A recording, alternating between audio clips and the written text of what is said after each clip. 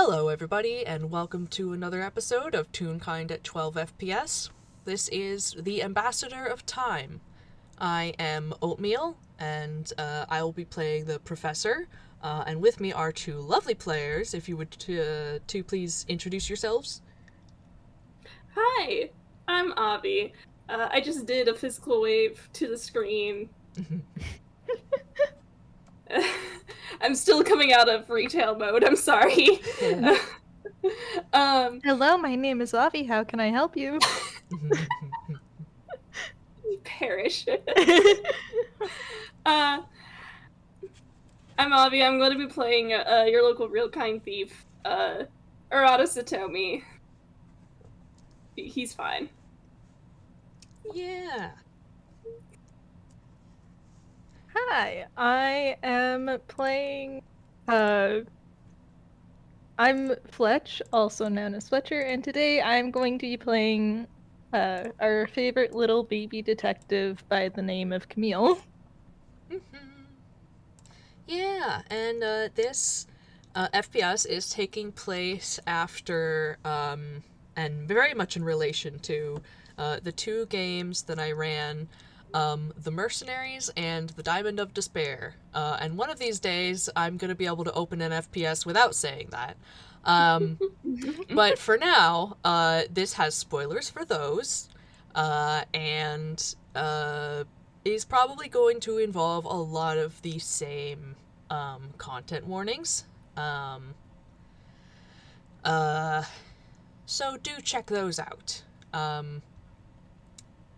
For now, what's going on is, well, the professor had been rescued and has had plenty of time to rest and recover in the Leighton house. And now he's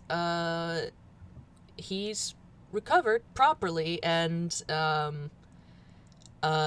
able to actually sort things out with the guy behind all of this mess, the ambassador, or his by his real name, Ivan Bavratil, the long estranged older sibling of the professor. Obviously, they have some issues. But the professor agreed at the end of the games to have another conversation, and he has also decided that due to basically all the trouble Ivan caused him, there are some things he wants from him before he leaves. Naturally, nobody wanted to allow Professor to meet with this guy by himself, Correct. considering last time he kidnapped him and used a 9th level spell to trap him. Yeah. Yeah. So Professor has sent a few small communications to Ivan to make sure he doesn't do anything stupid or make a scene or hunt any vampires before he gets a chance to talk to him. That was stated because as much as Professor has issues with vampires, he doesn't want to have to hunt them down. Ivan does not seem to have such he doesn't seem to feel quite the same. So he's just like, just don't for now until we talk. We'll discuss it. But yeah, so whereabouts would your characters have agreed to meet Ivan? Because obviously the Leighton household is out. There is the professor's ellipsis, but it is kind of parked near the house. I guess you kind of have the options of Ivan's ellipsis near the teleportation station or some other public space.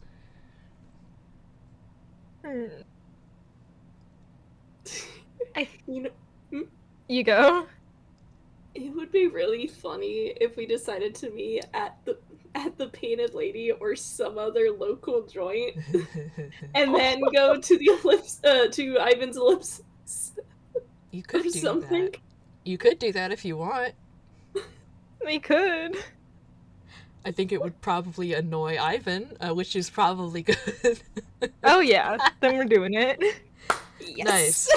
Before we get to this meeting, however, it has been about 2 weeks since the professor was rescued, and you guys had time to, well, you knew where he was. You had time to fool around and permission from the professor to maybe mess with Ivan a little bit. Did you take the opportunity to do so? Probably did the curry bit around this time. Mm-hmm. just a little bit. How about would that go? I don't know if they would meet him at his ellipsis for this, but wherever they met him, I think Arata took Camille with him. Mm-hmm. Met with Ivan and just kind of like handing him uh handing him like fresh cooked curry and just be like, I made this for you. Yeah. He just sort of looks between them two, confused. Camille is smiling oh so innocently as he's just, I hope you enjoy it, Uncle Ivan.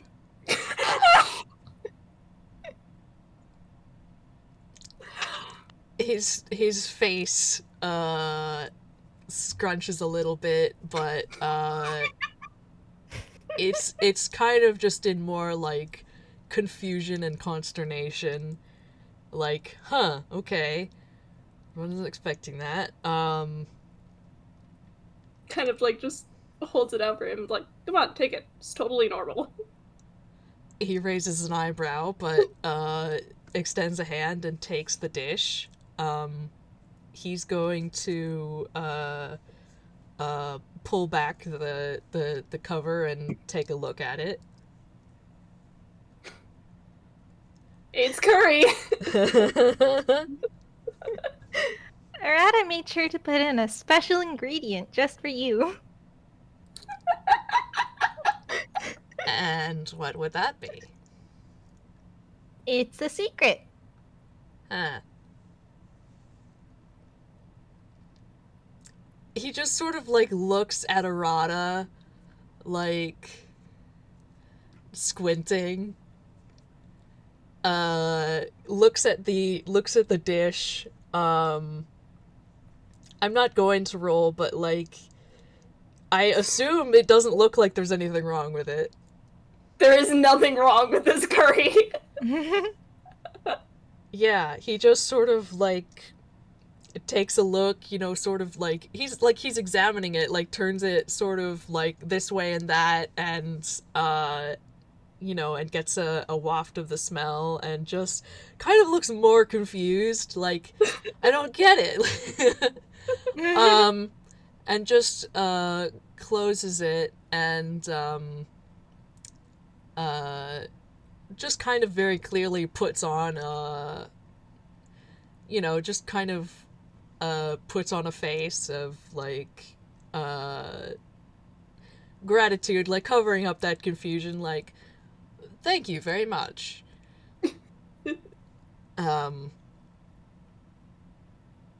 Is there anything you wanted from me today?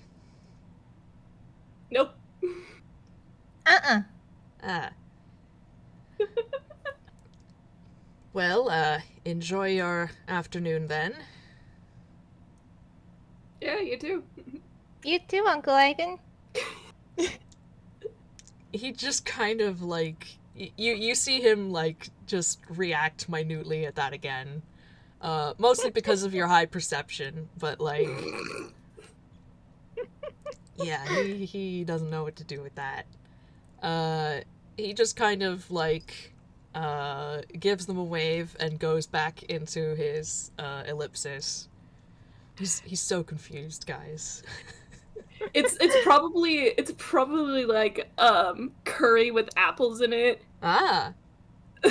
Sleeper loved it. Mm-hmm. Uh, Mm-hmm. it is perfectly normal. It's just the apples. Uh-huh. Oh my goodness. Yeah. Well, that happens definitely. And he has probably been spotted by people around town once or twice during the week, but just doing something fairly innocuous, going out to eat, visiting some sort of uh, gallery or something, just kind of seeing the sights, but not doing anything odd, and certainly not misbehaving. He seems to be taking the professor's request to hearts. Good. But yeah, it's about time you lot actually talked with him properly. So you guys head out from the Layton household to the painted lady, and the professor had sent Ivan a missive telling him to meet them there. So you probably find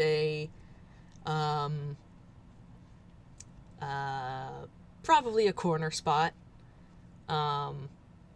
and I imagine that this little group arrives there first, and then eventually, with not too long to wait, Ivan walks in, looks around. He is dressed as spiffy as ever. Definitely all clean cut and just pretty perfect looking. And he sees your spot and goes over. Hello. on the mind link with Camille, Arata's just like, God, he has to look so posh with everything, huh?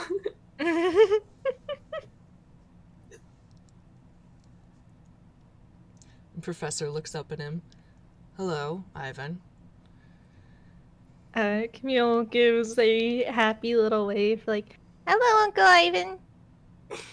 Both Professor and Ivan has heard this before, so he just kind of like the corner of his mouth twitches, and Professor kind of gives Camille like a slightly startled look. Uh, I would ask Professor to roll insight, but I feel like anything. But I'm not sure how well that would go. He doesn't have a great insight. Like, I think he's going to. Yeah. Nope. That's a 6 total. Rip. He is just a perfectly innocent little baby boy. He does not understand what is going on whatsoever. Arata. There's no maliciousness or ulterior motive here. He's just a sweet little baby boy.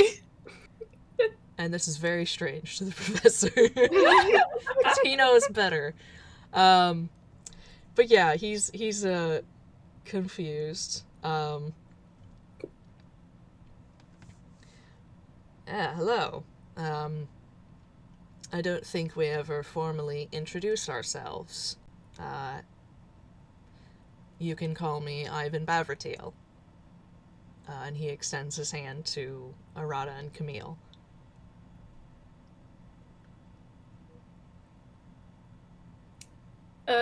Arata's gonna take it and he says, Arata Satomi. Mm-hmm. And as he pulls away, he does flick a glance at the quarry over your shoulder before he redirects his attention to Camille. Arata voice, don't worry about him. Mm-hmm.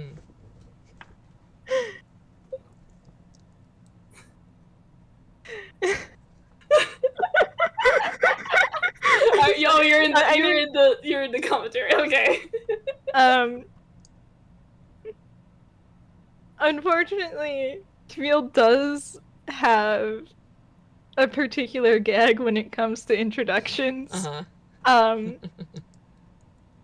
So Right. he probably does give, since he's like really playing into the baby, like I don't know if he'd go for the high five, unfortunately. But like he would place his little baby hand in Ivan's hand and just go, Camille Christie, detective. That gets And an eyebrow raise. Camille is sticking with it, but if the mind link's already up, Arata, you can hear it by the fucking moon. Arata, rolling with the bit out loud, just says, apprentice. He's still studying. Camille sticks his tongue out at Arata. I see. Well, good to have ambition at a young age.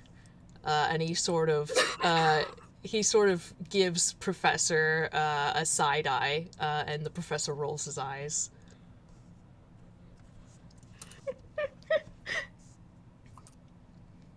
But yeah, he shakes his hand and straightens back up.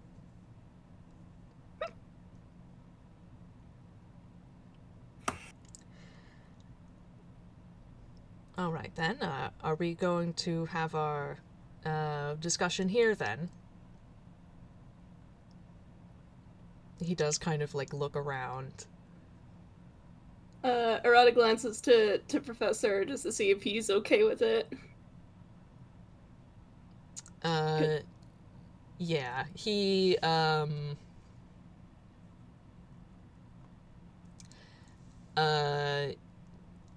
yeah, he frowns a little bit, but then his expression brightens as he turns to Ivan. No, actually, we were thinking of doing it at your place. And Ivan was about to sit down, and then just sort of like stands back up again, like, oh, okay. So then why meet me here? You know where my ellipsis is. I was hungry. You should get one of their pastries. It's really good here. All right. He's going to go stand in line.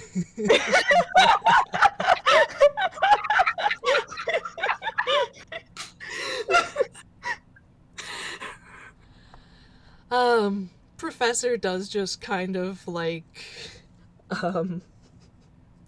he does kind of like chuckle and look after him like, well,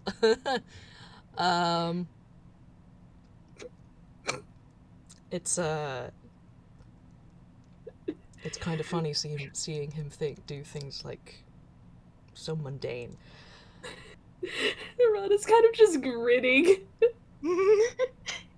He has no idea how to handle children, does he? Not really. He knows a little bit, but all of that was from me. And he was never particularly good at it.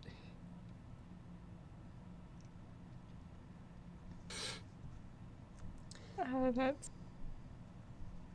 He'll just smiles at that. Mm-hmm.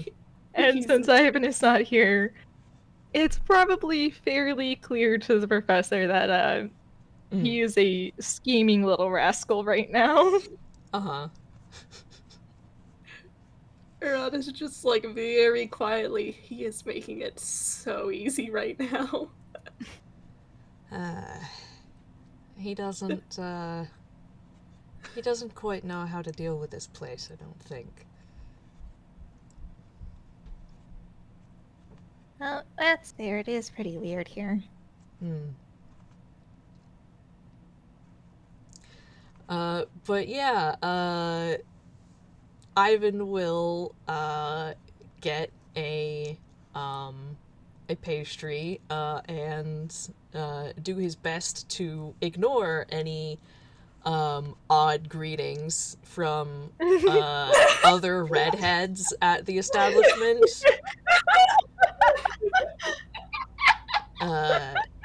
Giving only a raised eyebrow in response, aside from the normal pleasantries. But then he will go back to the others. So, my place, is it? Uh-huh. Yep. Alright then. He's going to turn and leave.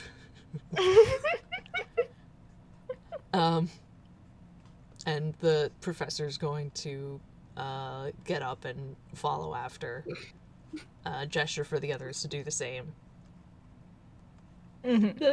Does Camille want to like walk and hold someone's hand, or does he want to ride on shoulders?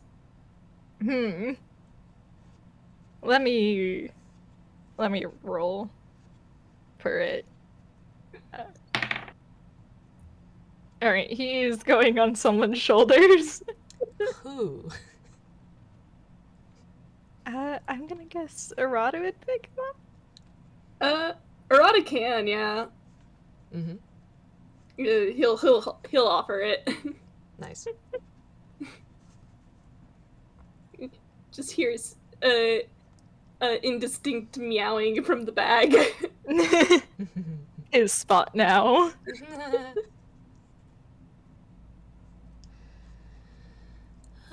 Well, Ivan, how has this place been treating you so far? Oh, just fine. It's,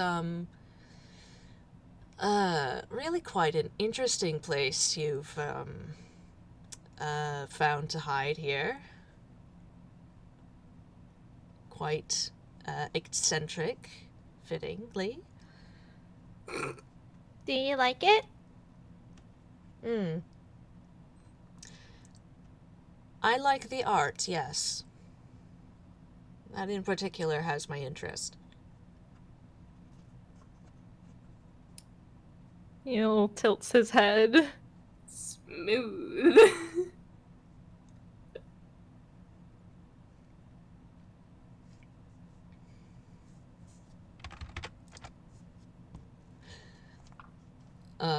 And Professor just sort of, like, gives him a bit of a look, like, what does that mean precisely? He just, looks back at him. Well, the,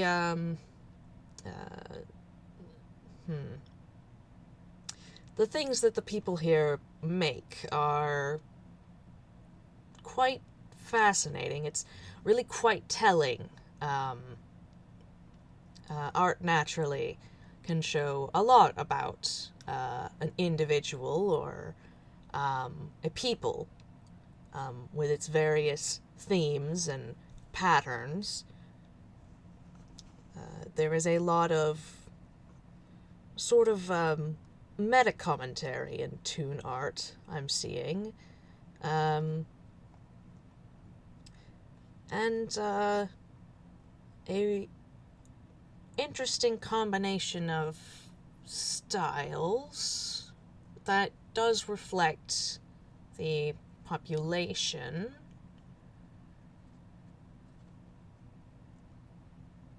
What's the meta commentary?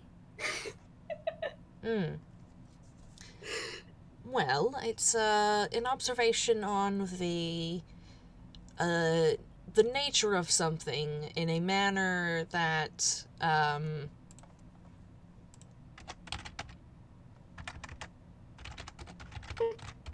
so sorry. I'm not typing. Who's typing? It's sort of self-referential. It's a commentary on a secondary, tertiary, a higher level, making or showing awareness of or reference to oneself or the activity that is taking place, especially in an ironic or a comedic way. Metacognition being, of course, thinking about thinking. Cognition, of course, being thinking. Rada, you cannot fucking say that. Oh no. He was gonna be like, oh, you don't have to tell me about cognition. I don't know. There's, of course, also, for example, meta-news. News about the news. Like, if you had an article, for example, about some news venue closing, opening, having some sort of a scandal, then the article in question would be meta. But art that's meta is quite fascinating. It's art that knows it's art. Art that is self-referential, referencing the fact that it is art, the media involved. It's the moment in a theater production when the actor turns to the fourth wall and starts to speak to the audience. Camille quickly glances at the camera and looks away. Nice. Professor is just sort of like, he kind of looks like a tiny bit annoyed and a tiny bit bored. Like, yeah, he knows. He's been here for years. Tunes are meta. No shit. I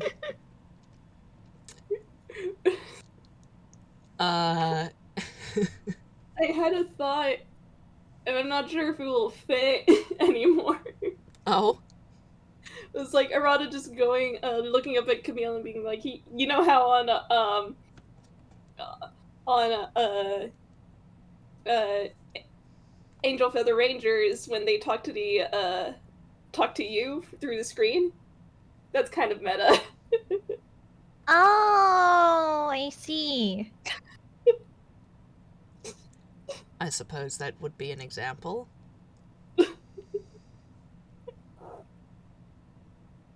And what does that say about Tunes and Inkwell then? Well, for one thing, it says that you are very, as a whole, mind you, very self-aware. Also, decently, obsessed with yourselves. Arata snorts. I mean, not wrong. Yeah. Pot, meat kettle for real, yeah. 100%. It betrays a extensive self-examination, and an ability to not take oneself too seriously, which is interesting, honestly, in a community at this stage of technological and social development. Not unheard of, mind, but curious.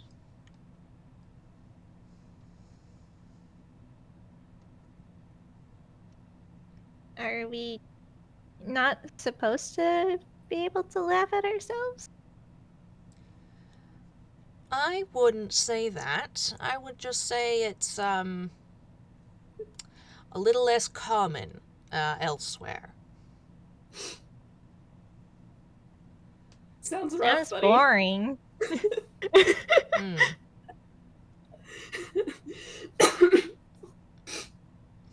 And what of you? I can't imagine that you're,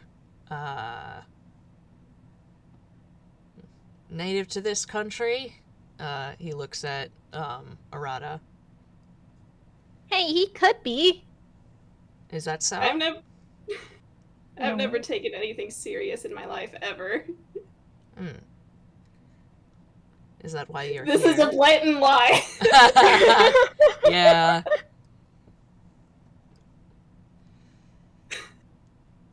Interesting. Also, no, I'm not native to Dyingquell. Mm-hmm.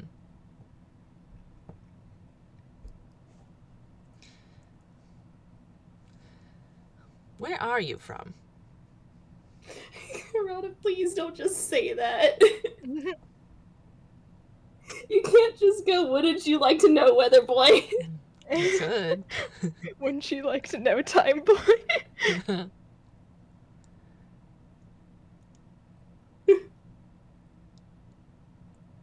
You should do it. This man has never heard that phrase in his life. Wouldn't you like to know, weather boy? His eyebrows just go way up.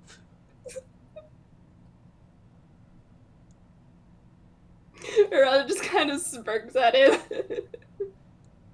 He looks at the professor, who is giving away nothing. Just, smiling. Certainly not smugly, as they make their way towards the teleportation circle. Anything? Yes? No, if you want to go, you can go. Yeah, I was gonna transition to, actually getting there. Yeah. So yeah, you guys make it to the teleportation station, and, as you remember, there is a, ornate, street lamp, that is, Ivan's, ellipsis. And he just sort of, he goes up to it and, just sort of, like, puts his hand, behind it and, does a sort of, gesture with his wrist and something in his hand, and there is a click, and he, moves behind it and disappears, even though he certainly should not have fit behind, an object that thin.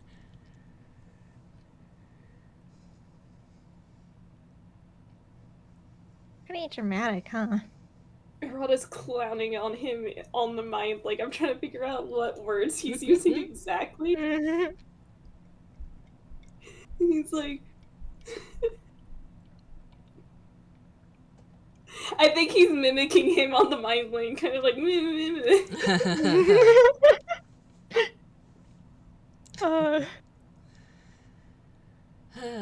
The professor just sort of, like, sighs and glances at the others, and then, heads behind the street lamp as well. And if you follow, you end up in a room that you've seen, that you've been in. It is similar to the professor's ellipsis console room, but decorated a bit differently.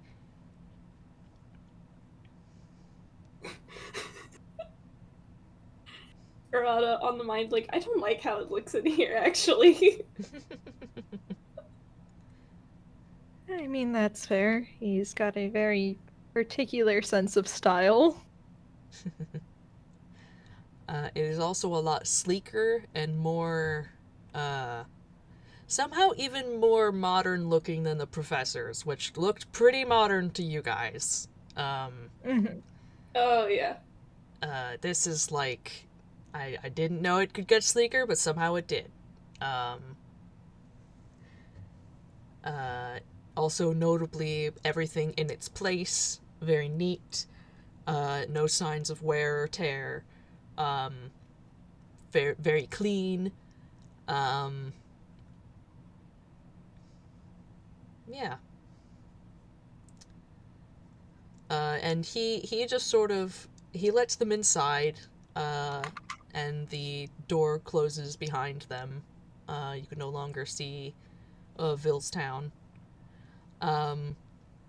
And he glances at the professor and back towards one of the walls in the back opposite the door you came in, as if asking a question. And the professor, the professor indicates the opposite wall with a nod. So Ivan goes and opens up that, and start to lead you all down a hall. All right, we can find somewhere suitable to sit and talk.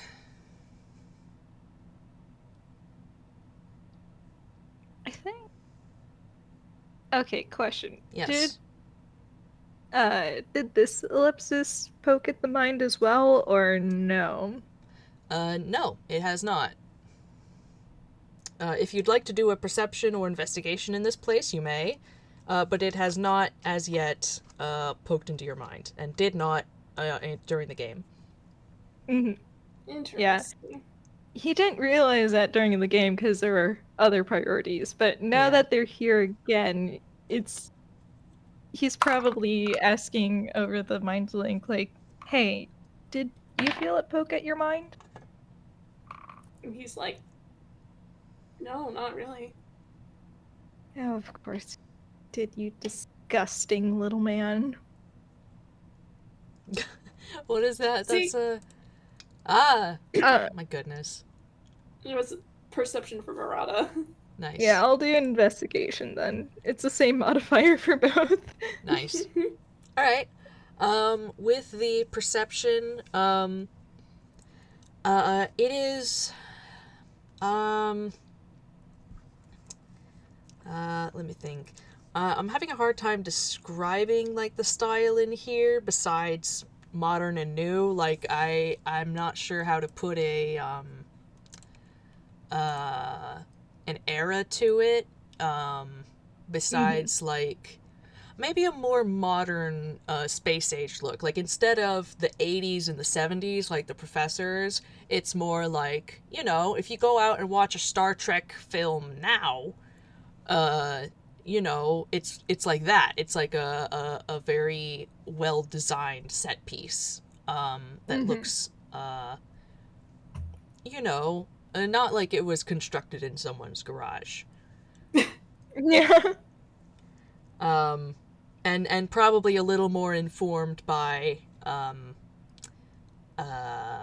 actual spaceship design and stuff. But anyway, the hallways are roughly the same, but the wall designs are a bit different.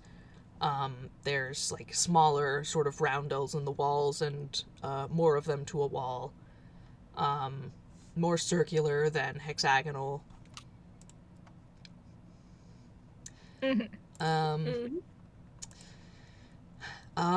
It smells very clean.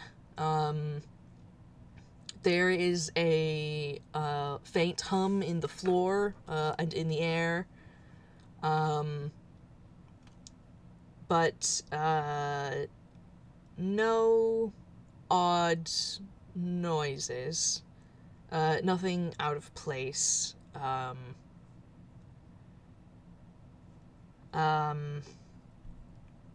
me see. Perception.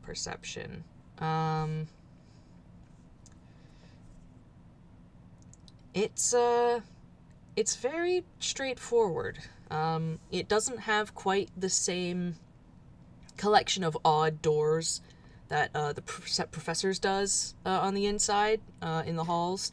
They're just kind of all the same nondescript blank sliding door. Mhm. And it's really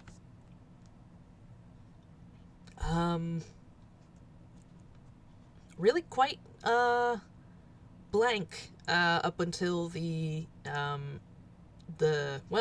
even to the door that Ivan leads you to, which opens up into a sort of small conference room, which is just as austere and boring as you might expect.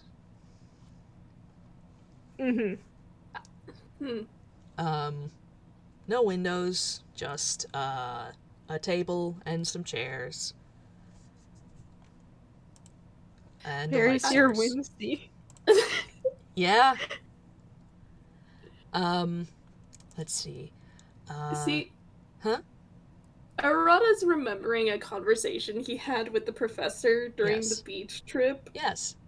about how, like, Ellie seems to be pretty, like, unique or stands out from most, ellipses. Mm. Um, and I think on the mind link, Arata's, like, looking around, taking note that, like, they didn't get poked at mentally. And he's just like, I think Ellie just has a lot more personality. Like, a In lot more personality. in more ways than one. Yes. I kind of just want to paint these walls, man.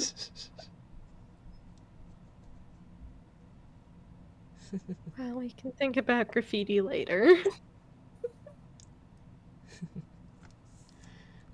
Camille, I would say, you get most of the same stuff as Arata, honestly. Like, with how plain and clean this place is, there's not a ton to notice, except that it is plain and clean, and how much so.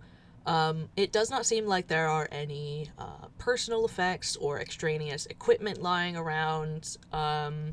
There's no hat stand or chair in the console room.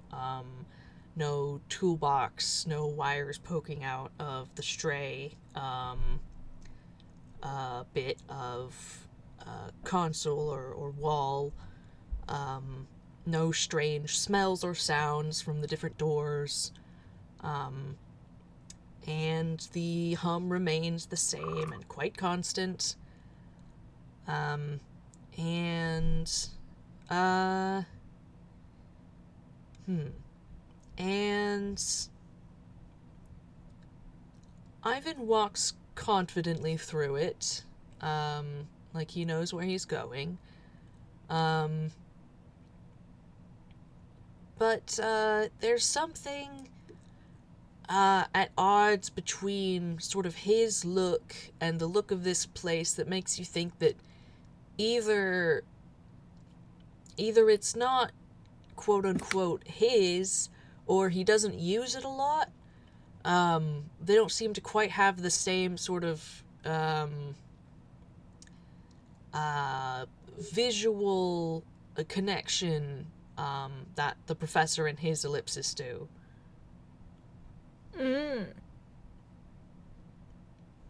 I think he probably does note that to Arata.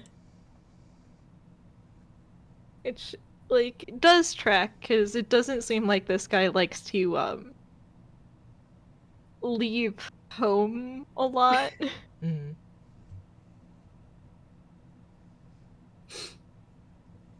Arata just handed me. Damn, couldn't be me. I would hope not. I feel like this guy has never had fun in his life before. Like, that is the vibe I am getting. As Leo would say, he should be at the club. Went to club.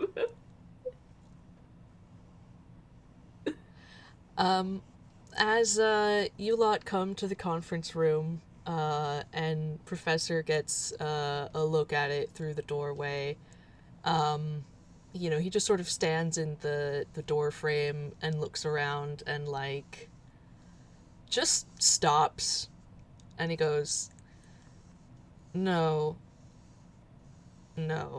Something else, I think. Arata out loud. Oh, thank God. Thank the masks. Yeah. Ivan just, like, whirls around from where he is and gives him a look like, what? It's boring. It's so boring. And I think Camille, like, throws his head back a little bit, in the way a whiny child normally is. Is he still on Arata's shoulder? If Arata didn't put him down. Yeah, I guess you're still there. Alright. Professor's just like, anything. Like, the kitchen, I don't know, the laundry room. What have you got in here? Ivan just, like, brushes past him out into the hall, like, fine. And he walks faster than before, down, another hallway, and stops in front of one door, hesitates, and then moves past it to a different one, and opens that, and you guys walk into something interesting, surprisingly. It looks like a room out of a museum. A art museum, specifically. It's got the style. The door is boring, but on the inside, it's got, like, a wooden floor, and rather fancy walls with some, like, crown molding, and a number of pieces of artwork, paintings, drawings, some strange moving images, and a few items on, some three-dimensional items on pedestals, and in the middle of the room, a one of those sort of comfortable seats that you can find in a museum where you can sit on either side of it, or like any sort of side of it, so you could sit down and look at whatever part of the wall you want to look at. Camille's first thought is, I hate that Leo would love this. Arata voice, me too. Just don't touch anything. Out loud, Arata's like, Camille, rate this on a scale of 1 to 10. Like the whole place? This room. Hmm.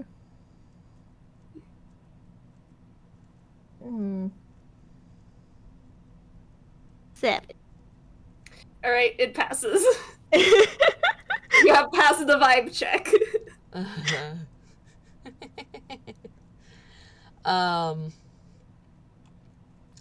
Ivan surreptitiously rolls his eyes as he finds a place to sit at this sort of round bench thing. The professor also finds a place, about a third of the bench's length away from Ivan. He can face him, but he's not going to be very close.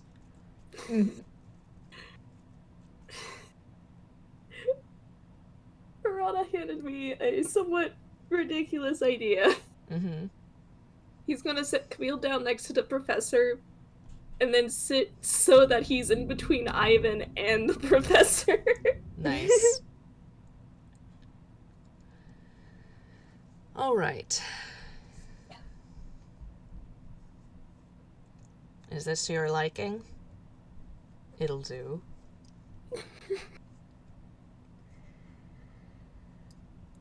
All right then. You were going to explain to me, what happened in more detail. Yes. Where should we start?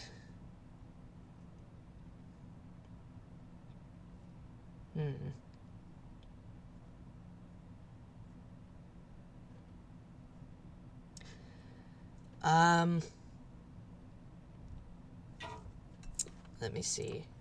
I have to pull something up. That is fair. Let me see.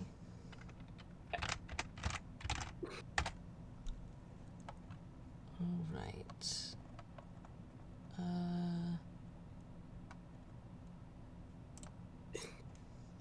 While you're doing that, I feel like Genie is so indignant in the bag because he can't see what's going on. I'm so sorry to Jeannie.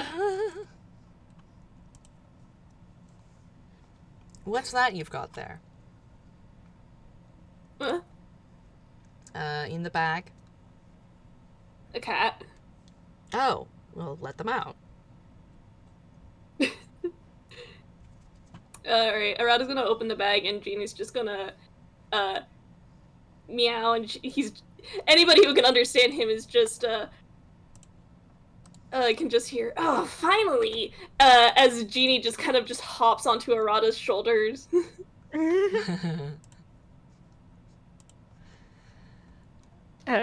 Jeannie gets a pat.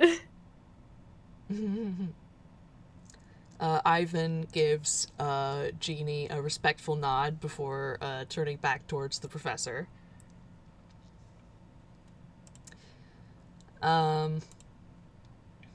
Okay. Yeah, that's what I thought.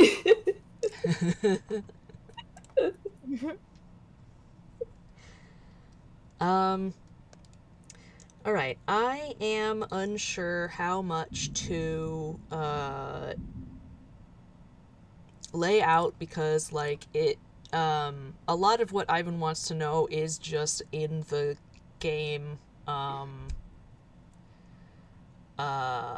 the professor's eidolons. Oh yeah.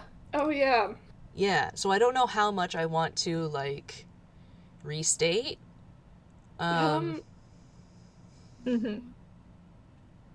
You can probably just hit the broader strokes, I guess. I might not do it in like, I might just say that they explain things. Okay, yeah. So, like, basically from the professor's point of view, and he'll explain to Ivan, you know, all of his part. Some of this was also gone over briefly in The Diamond of Despair. Basically, when Professor was about 86, there was a he was holding a family function on Falagray, and Ivan was not able to attend because he was meeting with the Tsar president, the leader of the Time Tsars of Falagray. And he, Professor at that point had, naturally his parents, grandparents, great-grandparents, etc., but also a partner, children, and grandchildren, along with all the other sort of cousins and aunts and uncles and etc. that having a large family entails. So they were meeting in the professor's rather large house. It was kind of the family house, and he was the one kind of doing the familying at the time, so it was kind of his house. Huge place. But he had a conversation with Ivan over the holocaust, which they both remember, wherein Ivan was basically explaining himself and semi-apologizing for not being able to be there, but you know how it is. It's the Tsar President, for Star's sake. And Professor was, like, annoyed, but fine. And then he went back to the house, and things went bad. He went back to the house. If I can remember the actual chain of events, I believe what happened first is they were kind of doing their thing. The family was all, just sort of, oh, no, that's not it. He came back to the house, and there was a big mess. That's what it was. It was a big mess. Things had been disturbed. There was blood and scorch marks everywhere. And it was clear that something terrible had happened. And he ran around looking for people because they had just been there. He had just been at the house. But there was nobody around. And I think, if I remember what happened was, he, I forget if he called the neighbors first or not, but at one point he fainted, and then he managed to call the neighbors, and they were like, we don't know what you're talking about, Chief. It sounds like you live alone, dude. Like, what family are you talking about? And that freaked him out, and he called Ivan, and he basically, on the holocall, and he basically repeated the same lie, like, what's wrong with you? What are you talking about? Like, you sound upset. What's going on? What do you mean? There is no, who are you referring to? I think he called, and then he fainted, and then, he, I think managed to remember that there was this other place. There was this, like, secondary house, a smaller house, sort of an adjacent property, that,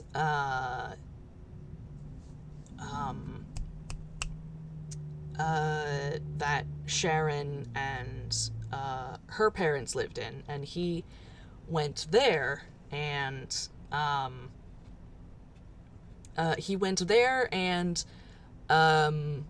there was a person. There was a Time Czar dressed as a guard, one of the Chancellery Guard, the officials of Falagray's government, who was, I think,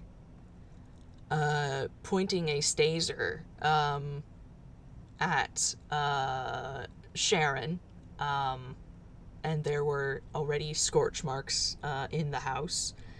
The professor managed to... Sharon was there and screaming.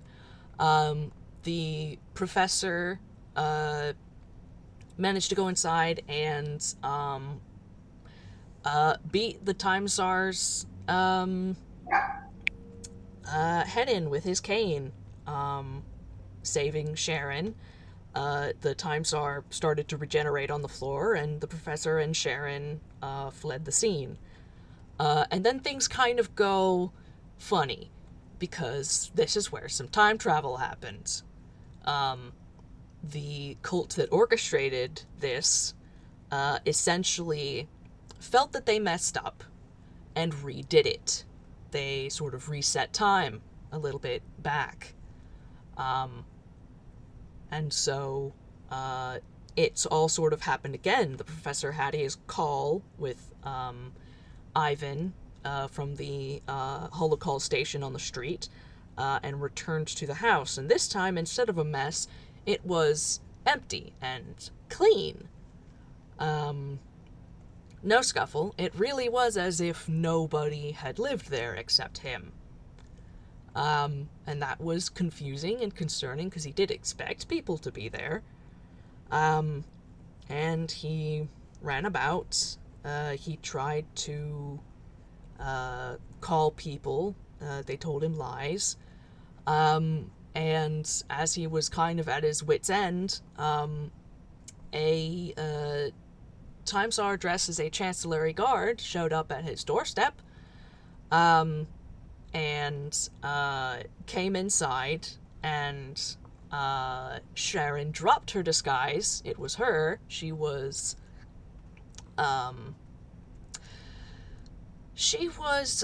panicked and didn't understand what happened, and that people were gone, and she didn't know why or how, and her head hurt, and nothing made sense. So they ran and escaped. I know I've messed up at least some part of that continuity because I somehow didn't manage to actually write down what I decided was canon, but that's just about as close to an account of the events as we can get. It has the broad strokes.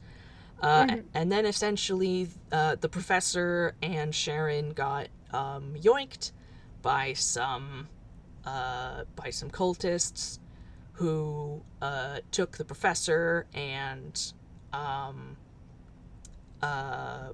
brainwashed him in a strange sort of ceremony where they fucked with his head and his memories, and basically made this event and several prior events in his life much more confusing by inserting false memories to make him confused about whether or not he was fully Time Czar, or whether he was part human or something, or whether he'd been born or created in some other way, and whether or not he actually had a family or started one, or had a partner at any point, and of course whether or not this whole end thing happened the way he thinks it did. There were, I believe, 3 other scenarios that were inserted to sort of obscure what had actually happened. And after that, they essentially let him go. He was extremely out of sorts, but he and Sharon managed to steal an ellipsis and escape the planet.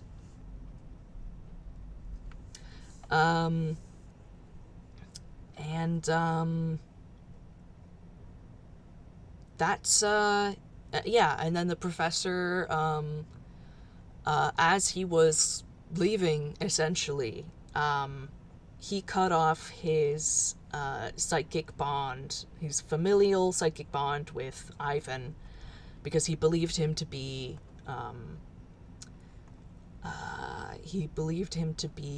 a party to this crime.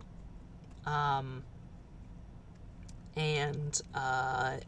then when he left Falagray, he broke the bonds with the rest of the planet, because there is a low-level...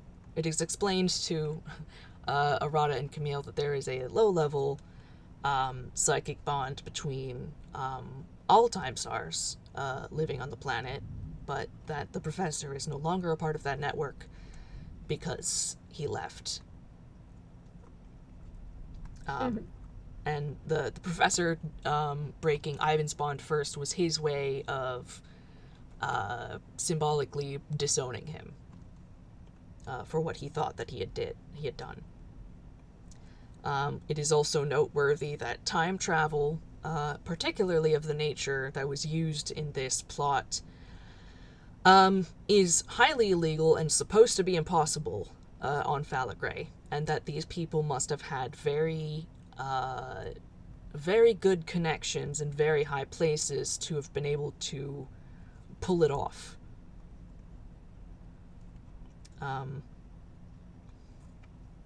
Yeah, so there's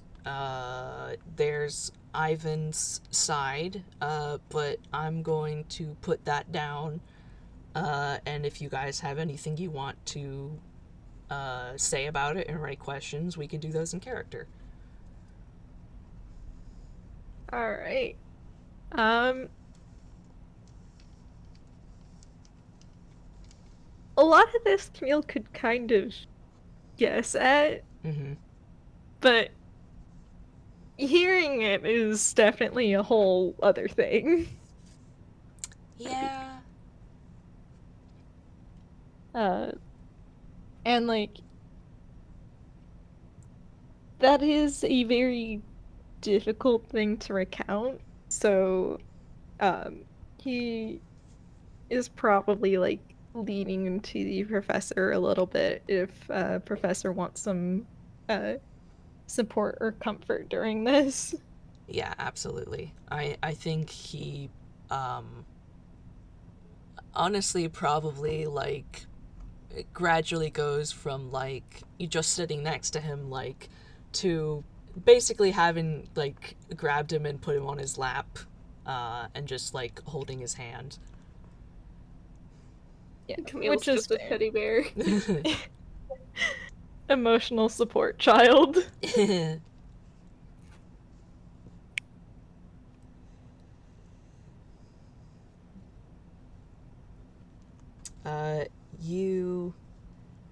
Let me see.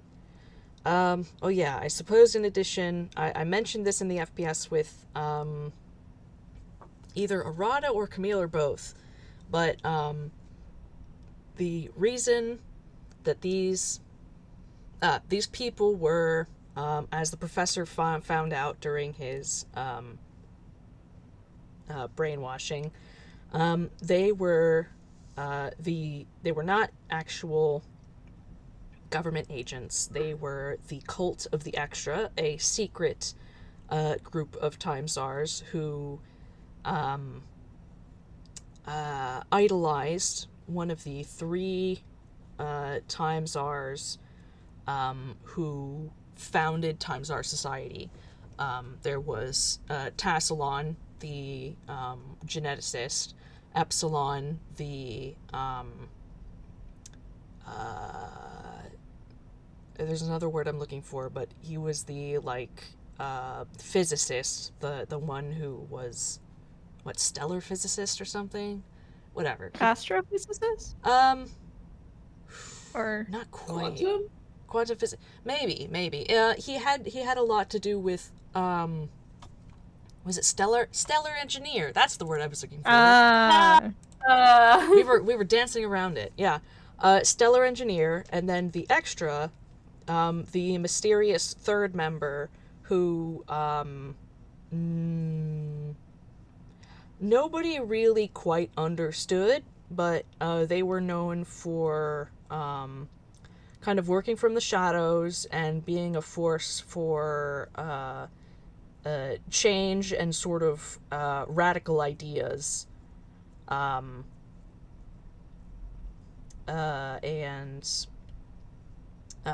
potentially responsible for the broader strokes of the invention of time travel itself. I think, if I'm remembering right. There's a lot to keep track of. I cannot blame you. It is a lot. But basically, this cult of the extra thought that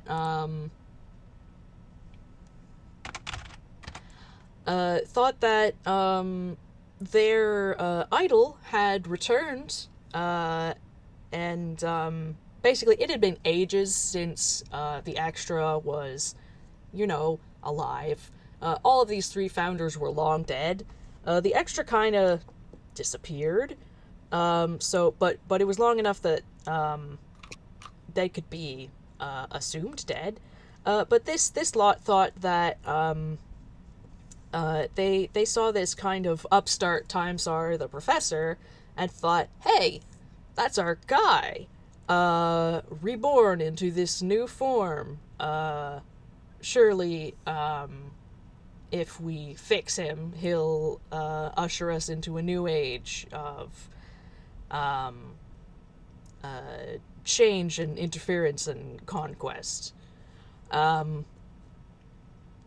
Yeah, so Yeah.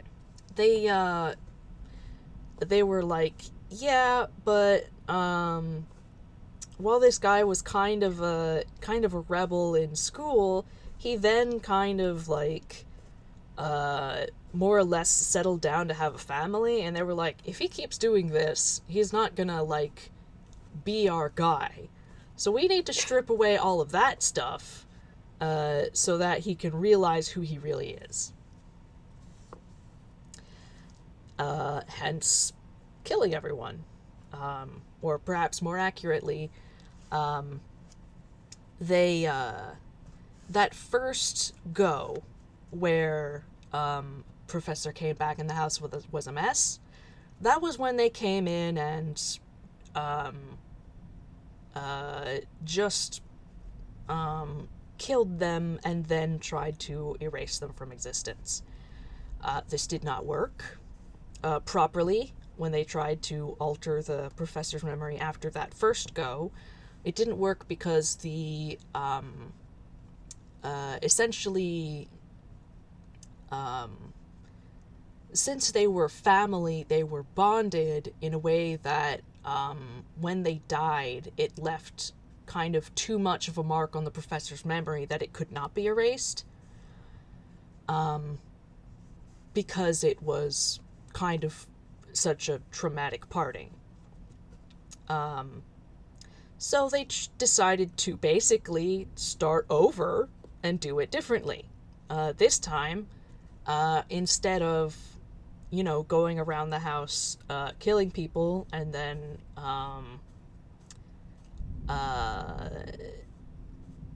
kind of entering their,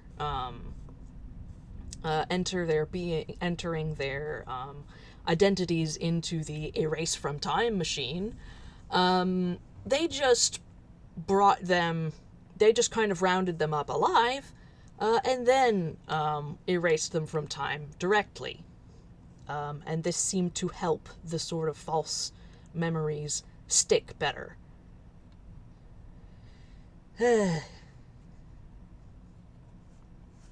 Arata's so normal right now. Mm-hmm.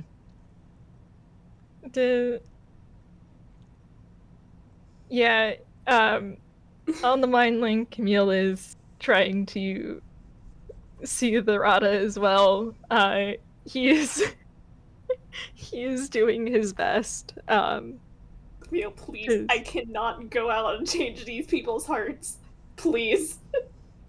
I'm fairly certain whatever Ivan is going to do to them will be much worse than what you can.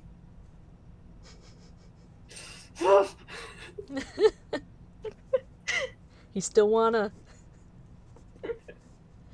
But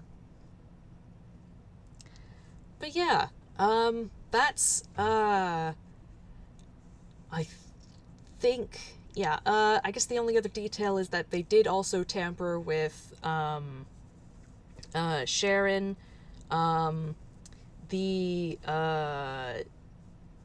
They seem to have left her because, the professor kind of,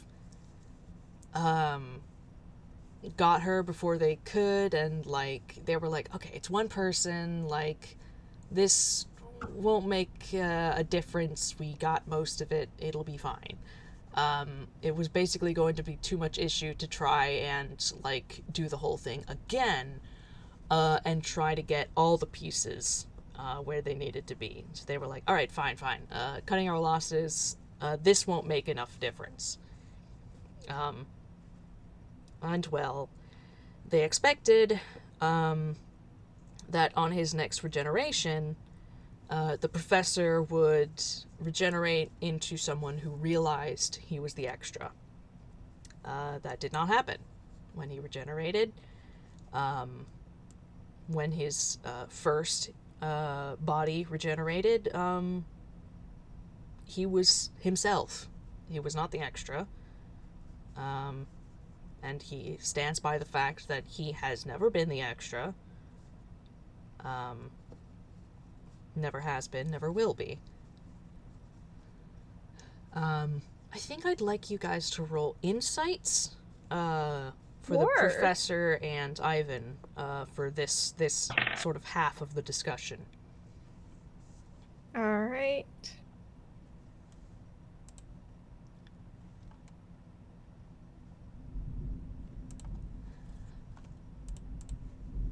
I need to get higher. I can get advantage on this. Sorry, I was 23 being is... DM'd. Okay. What were we rolling? 23 is probably fine. Let me roll, because Professor is not being deceptive, but Ivan probably is. If you want to roll an advantage, you can, because I'm looking at his deception modifier, and you're gonna want to. Yeah, he is like I know this guy's bard subclass, so like, yeah. Yeah. Sorry, was that for both of us, or? You don't have to roll advantage, but Camille was gonna try, because he could get better than what he got before. Okay. Yeah, because I'm using one of the mirror shards. Cool, because,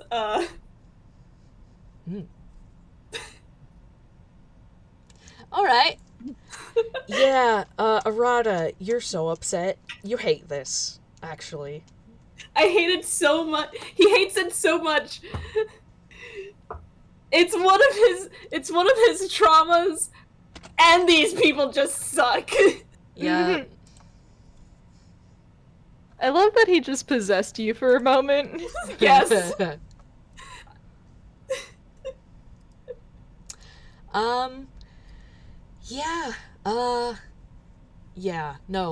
Arata, you are just kind of just have this, like, just too mad. The professor is upset, that much is obvious. Ivan is paying attention, you can tell that. Other than that, not much. Camille, the professor is upset, but this is by far not the first time he has told this story. He's told it to others. You're not the first person he told it to either, and neither is Arata. So at least this is something he's talked about before. But it still hurts him. It's something that he's had time to sort of process and put straight in his head and think about, but it is still a bad memory that he does not enjoy recounting. His voice gets rough and a bit stilted at times. Ivan is hard to read. You got a 31 to read him, he got a 37 to keep his poker face. God damn it, Ivan! Yeah. Kills him. He is, he's a level 20 bard with expertise in, deception and a 22 charisma. His, deception modifier is a 20. That's plus 20. Yeah. Gross. Yeah. If only I had a way to put disadvantage on that. But yeah, that's fair. Yeah. But so he's listening and paying attention. And he's very keen. He's filing away all of this information, absolutely every single word. But if there's any true emotion in there, any soft and mushy reactions, you can't see them. Yeah. Neil doesn't trust like that. Mm-hmm. Because, again, he cannot tell at all what Ivan is thinking. Mm-hmm. But at the same time, if he were in those shoes, he'd be planning out a revenge quest at this point. Mm-hmm. And knowing Ivan, there's a fair likelihood that's what there's a fairly likelihood in Camille's mind that that's what the man's thinking right now. Uh-huh. Yeah. So let's see. Ivan then just kind of takes a few minutes to digest that information. And then eventually asks, all right, so I explained that those holocauls made from the house were not me. And the professor nods. They established this. I did call you from the street, where we talked about where I was going for dinner. And the professor nods.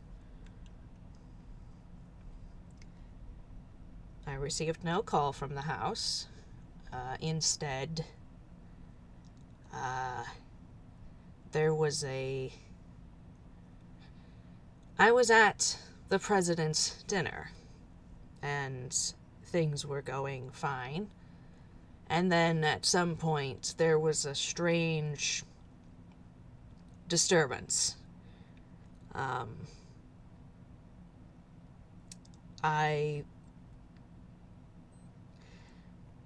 Something struck my psyche, threw me so far off guard that I didn't really understand what was happening.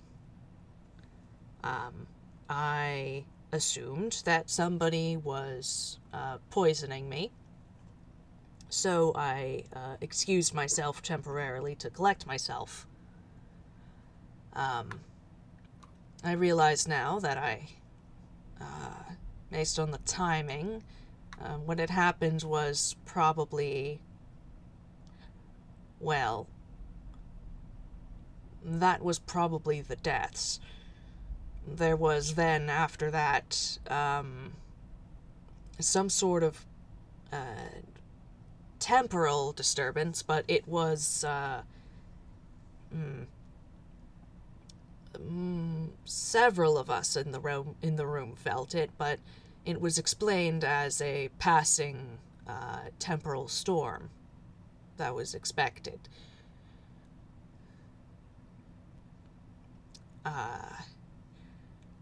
After the dinner, I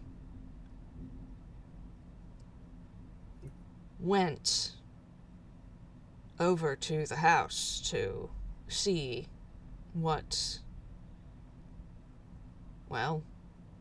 to visit. I wanted to at least say hello before going back to my own abode. Although I had missed more than just a, family meeting, hadn't I? But when I arrived, there was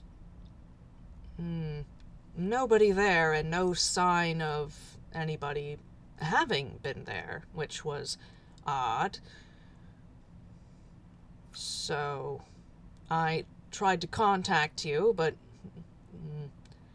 I was unable to. You did not answer any of my hails. I tried to talk to the neighbors, but they said some similar codswallop to me as they did to you, which was that,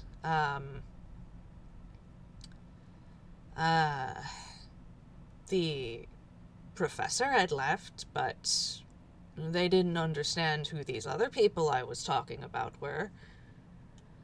I had a bit of an argument, but they didn't budge, and I didn't sense any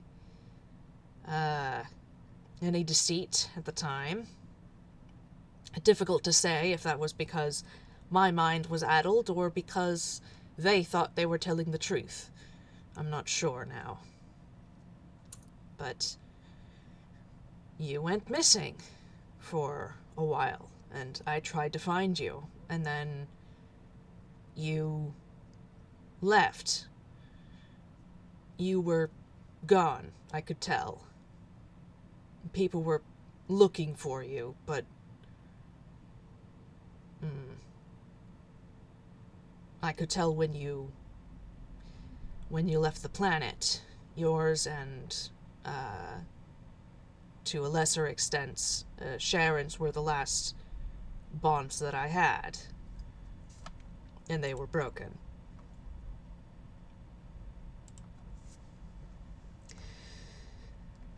After that,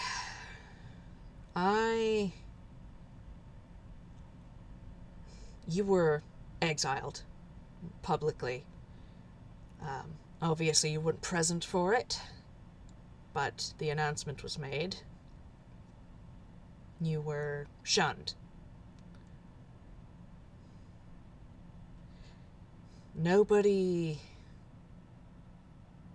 ever mentioned any of the others. Just you, and occasionally Sharon. You were long gone, but something had clearly happened. These people who messed with your memory, as far as I'm aware, did not mess with mine. The time travel gambit must have worked as they desired, at least on my end. Probably because I didn't see what you did at the house. But it didn't, well, no, it didn't work quite as desired. I was a little too close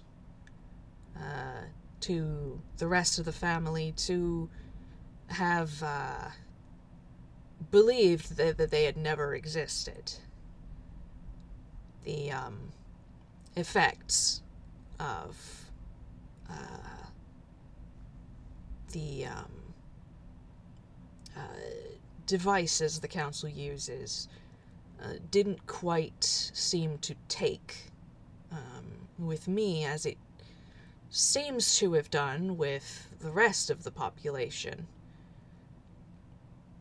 The others seem convinced that they never existed. And in a manner of speaking, they didn't, with how the device works. But our memories are a bit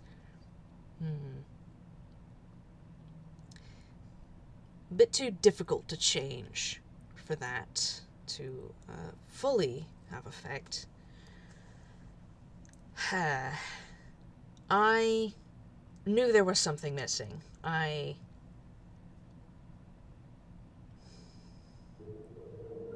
investigated. I looked into records as quickly as possible. They were erased. The academic records of our siblings, our parents, erased. The win streak of our grandmaster was erased. Medical records were erased.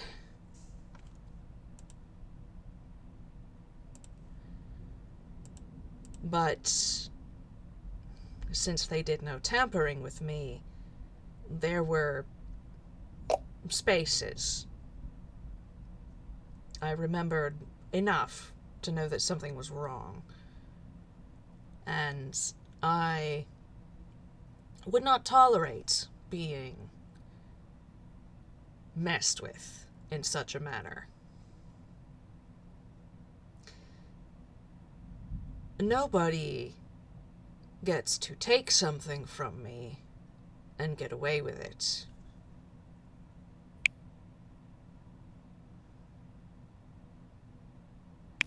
So I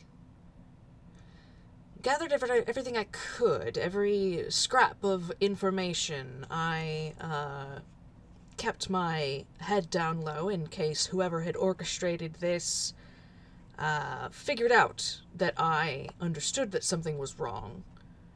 I did not go about publishing any sort of public plea for information. No, I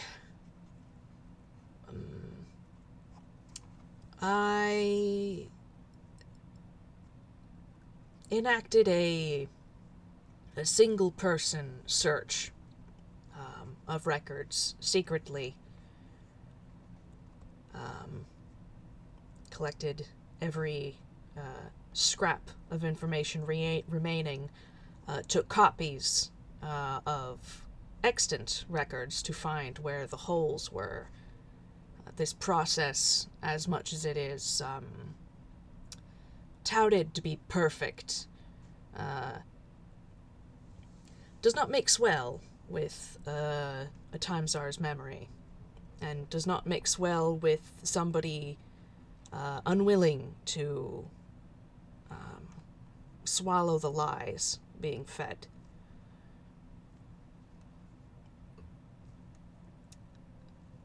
I spent centuries keeping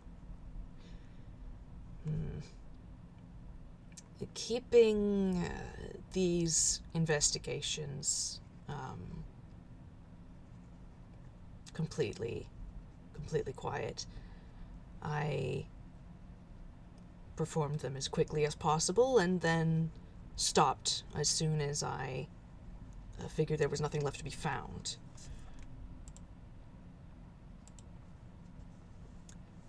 I held on to what I had, and I put up precautions so that nobody would take me out. Nobody would mess with me.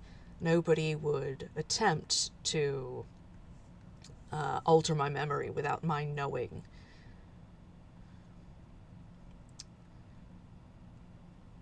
And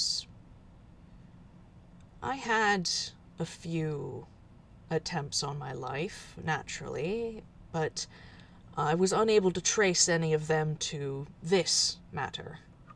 So, though I have suspicions, I have no evidence that they are anything other than completely politically or personally motivated and not related to this larger conspiracy.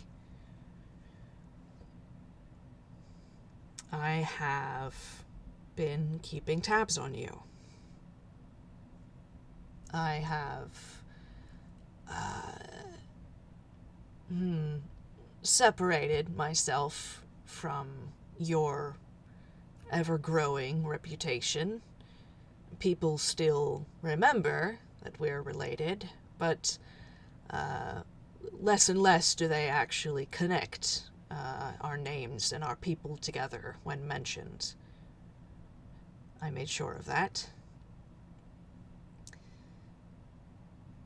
I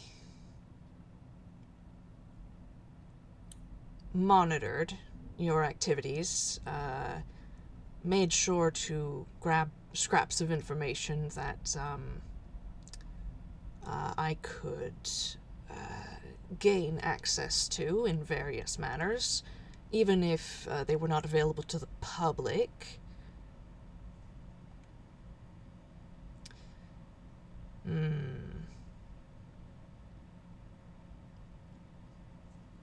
And I may have had a hand in some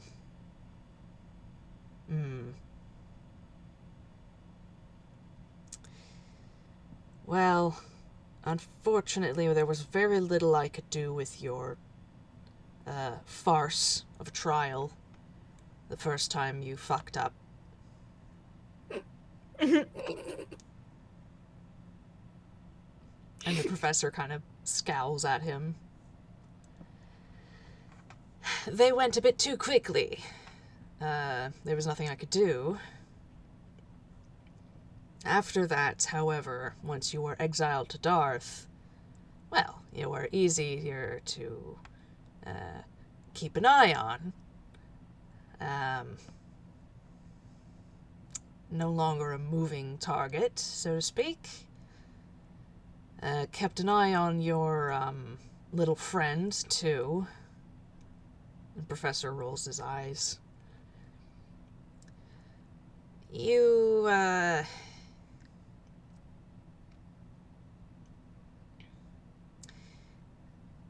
remember what happened with Epsilon? And Professor just sort of, like, leans his head back, like, yes, I remember what happened with Epsilon. Oh, forget that guy. Ugh. Well, originally, in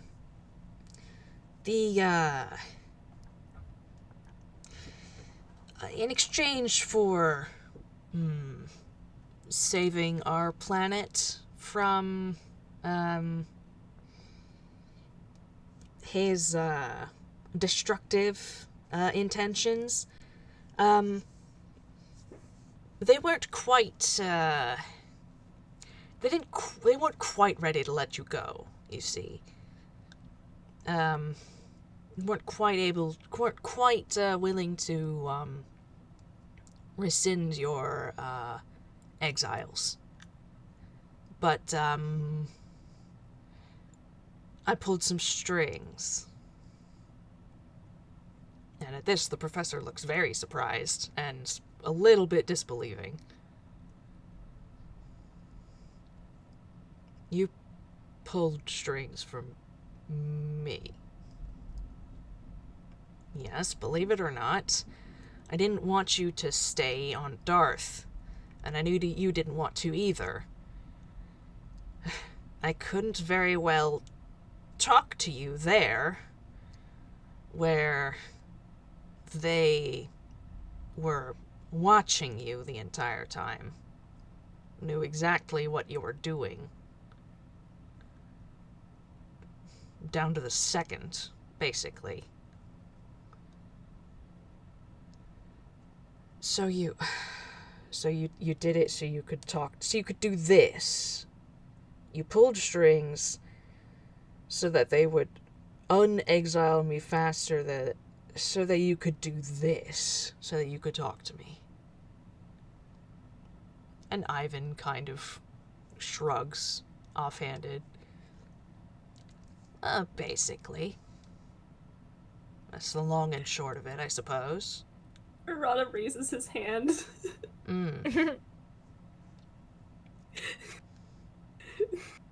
He's gonna say something stupid, I'm really sorry. Oh, go on. Quick question, just so I can be on the same level as everyone else. Are all Time Czar's family drama this ridiculous? I would hope not.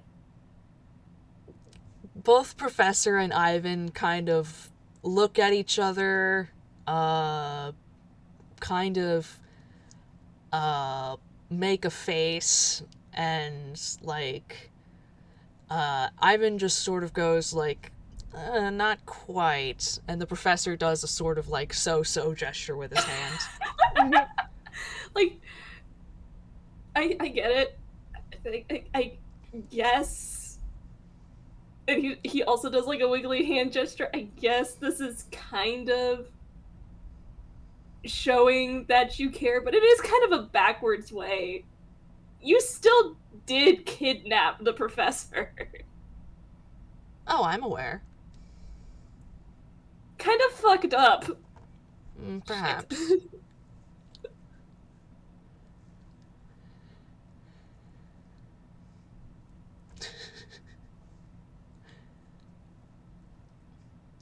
But yes, after that, you fell, somewhat, a little bit off of their radar, and, by then I'd built up my own sort of, project, and, I had the means to prepare for this little venture. And... Project? Yes. Getting a hold of the Professor so that I could, get the information I needed. I don't think that's what project means. He looks over at Arata. Sorry, what was that? Camille, Ivan said that his project was, the whole kidnapping the professor so that way he could get the information he needed, to which Camille is just, I don't think that's what project means. Yeah, and now he's looking over at Arata with a confused little baby expression. No, that's not a project, that's just straight up crime. Crime can be a project. I mean, I guess, but it's still... You didn't have to kidnap him. Like... He wouldn't have listened to me. You still could have tried! If I had tried, he would have left. You didn't try! No. Like, that's the bottom line. You just didn't try. You just skipped right ahead because I know to the him. Kidnapping. But yes, because I know him. Well, even then...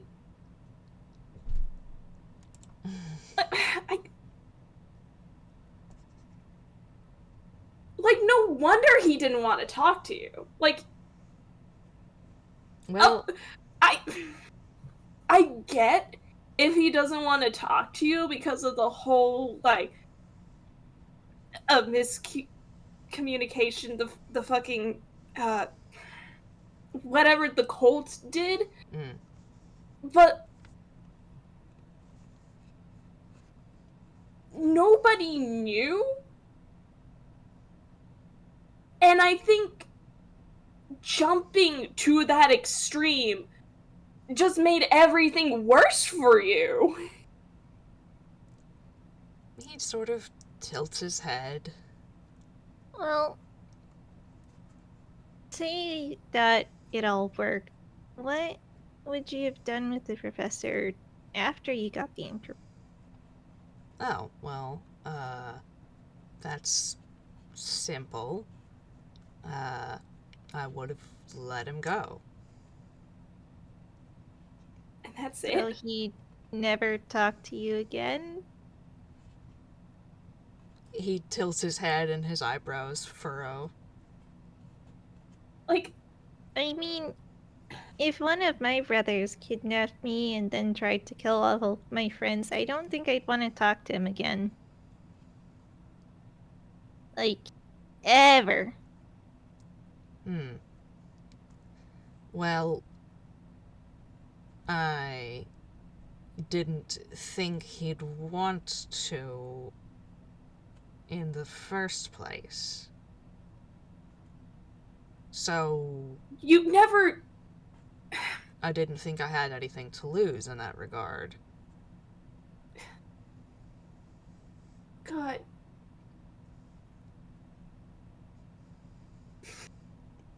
He kind of gives sorry. Professor a raised eyebrow.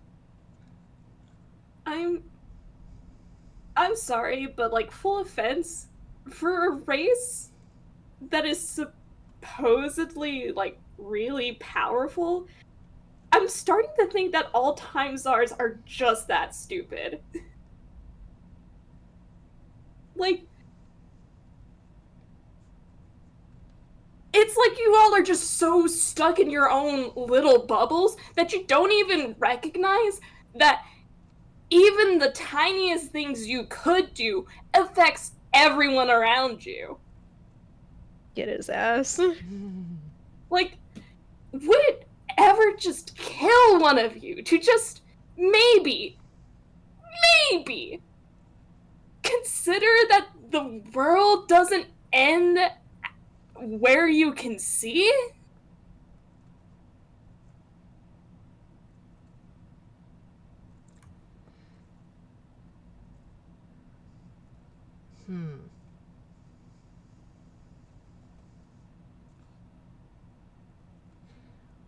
What exactly is your issue with what I've done? And Camille raises his hand. A teacher says that it's really mean to hurt other people. And that generally speaking, you should try and treat people how you want to be treated because maybe you don't want to get kidnapped and beat up.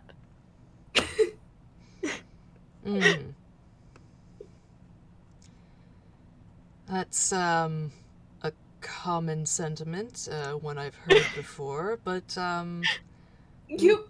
not necessarily one that I adhere to. Yeah, no shit. Yeah, like, no fucking duh. No fucking duh the professor doesn't want to talk to you. Oh, what makes you so different from other people where you can treat them like that?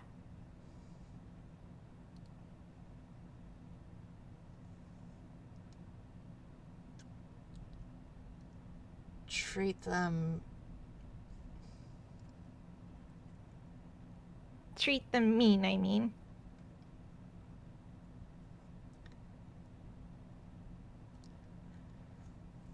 It's, not a matter of...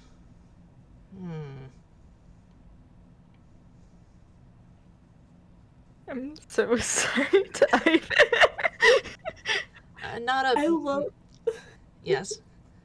I love the mental image of Camille in Professor's lab having this discussion with Ivan. Uh-huh. Oh. It's not so much that I'm,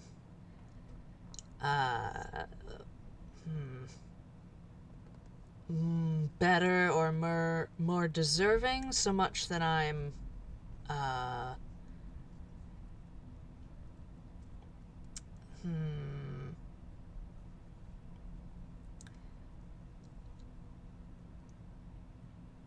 too smart to subscribe to false equivalencies.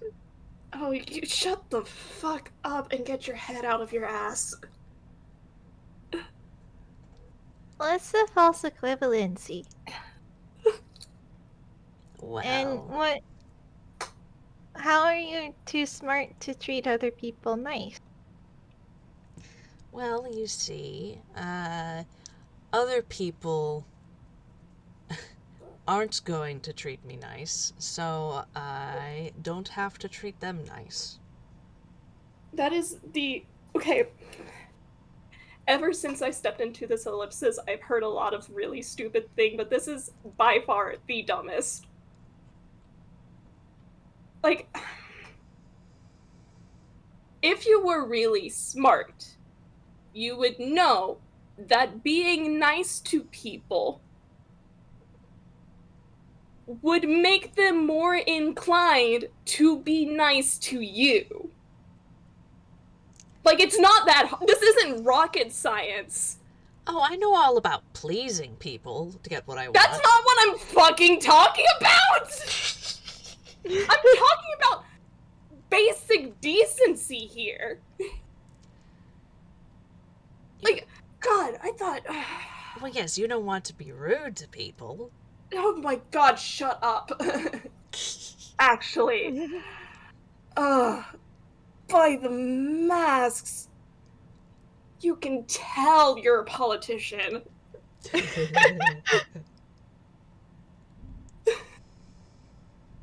This... When it comes down to it, people aren't nice to get something. They are nice because it feels good.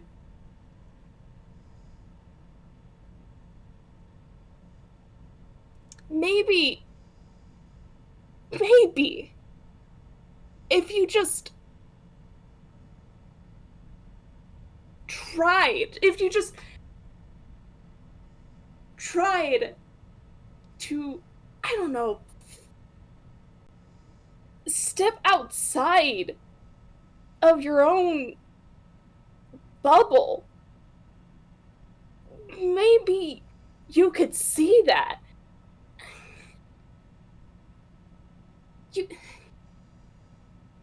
Also, don't get me started on not that you see yourself as above people. Oh my gods.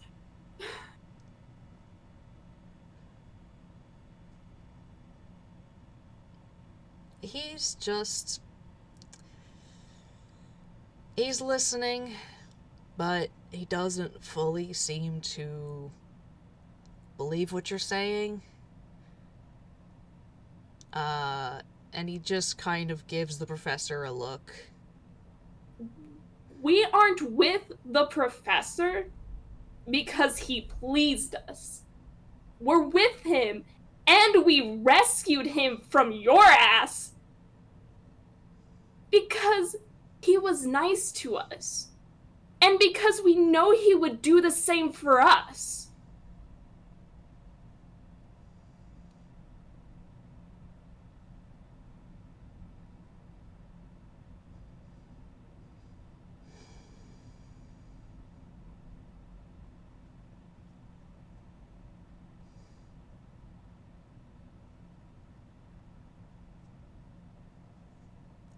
My mind is going blank. I can try and have Neil chip in with something. Alright. Let me think. I have to, like, distill a guy who regularly has discussions about, like, ideology and other esoteric bullshit into something a 9-year-old would actually feasibly say.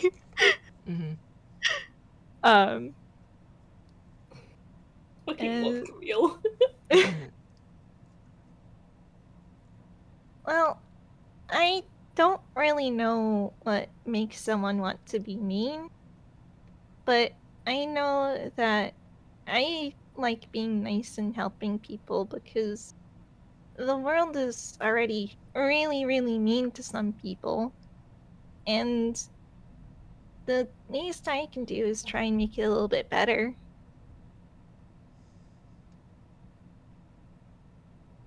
And if I make it a little bit better, maybe people will be hurt less, and maybe people that I care about won't be hurt as much.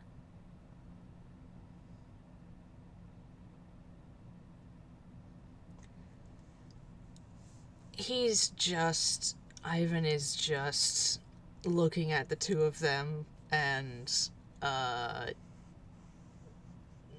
he's just kind of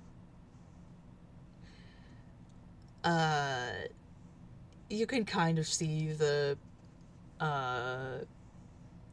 walls are just kind of closing, and he's just like, he's giving the professor a look, and the professor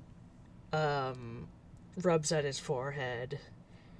I don't know if we're going to get anywhere with him on this subject right now. That's kind of sad. Oh, that's okay. I'm gonna be nice to him anyways. Okay.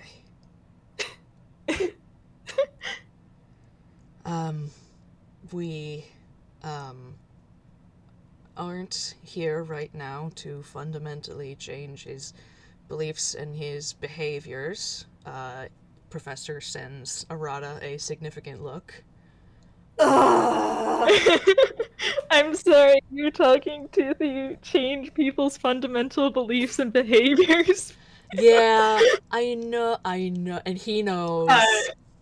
At least for Camille, he does normally, like, he's fine with playing the long game or not really doing it, because, like, you can't talk every murderer out of murder.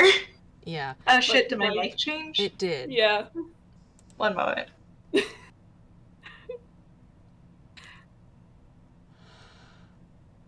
Sudden technical difficulties.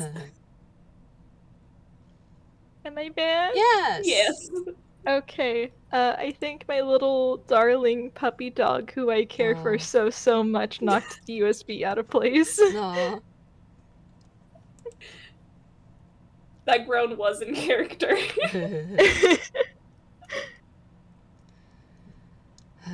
Well, Ivan, do you,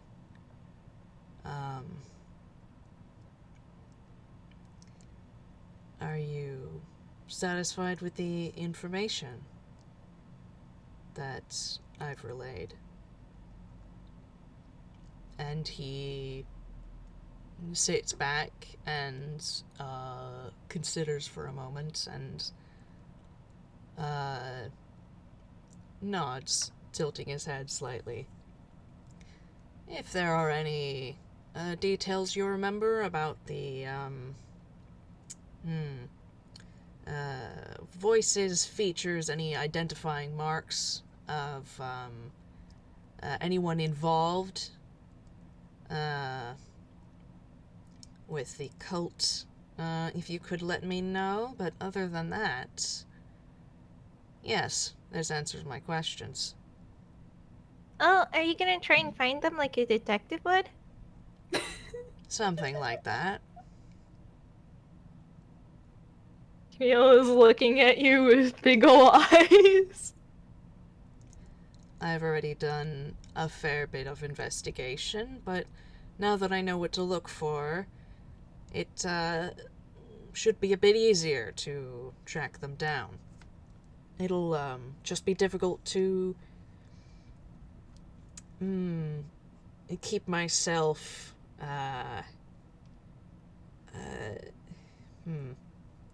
off their radar in the meantime, because certainly they, unless they've already decided to stop worrying about me, it's likely that I'm still a concern of theirs, something to keep an eye on, just in case something were to happen. But, well, that's, Just try not to do anything stupid, I guess. I'm not going to be putting myself at risk, if that's what you mean. That's what hiring people is for. Huh? God, you could tell you're rich. And what are the people that you're gonna hire do? Perform investigations that are less suspicious for them to do than it would be for me to do. If I go poking around in particular records, and they see that they've been accessed and that it was me who accessed them, then I could potentially get in a lot of trouble. But if somebody else is seen poking around, it's less suspicious. Neil nods at that. That makes sense. If I was a bad guy, I would be really concerned about the one person that could undo all of the work that I did. Yeah, see? Quite. So instead I have somebody completely unrelated do it. Maybe they're working on a research project. They don't know.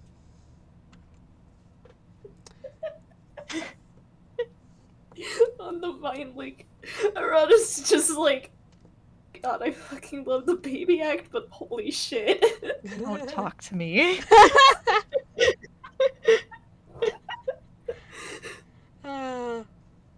And, what are you gonna do when you find them? I haven't decided yet. I didn't know what I was working with before, even with a few weeks to think about it. An entire cult is, It's going to be quite the project. Projects like kidnapping?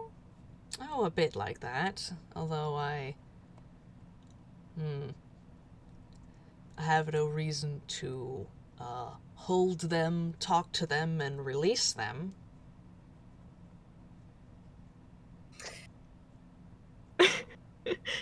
Externally, like... Camille tilts his head. Internally, there's just a long sigh over the mind. Arata's just like, you better choose the next words you're going to say in front of this 9-year-old very carefully.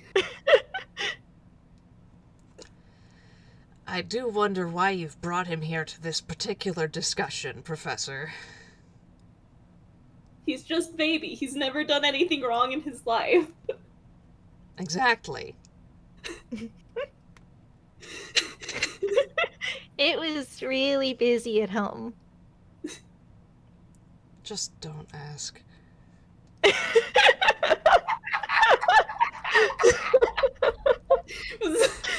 I'm so sorry. They brought him specifically to mess with Ivan. I mean, considering everything, it would be a fair assumption on Ivan's part.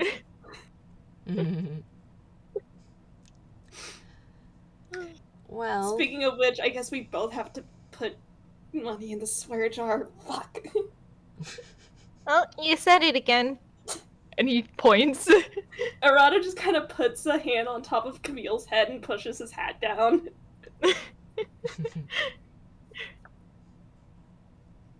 See, this is what brotherly shenanigans is supposed to be like.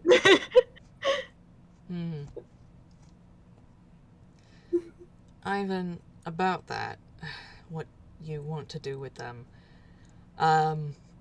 I can imagine what you want to jump to, but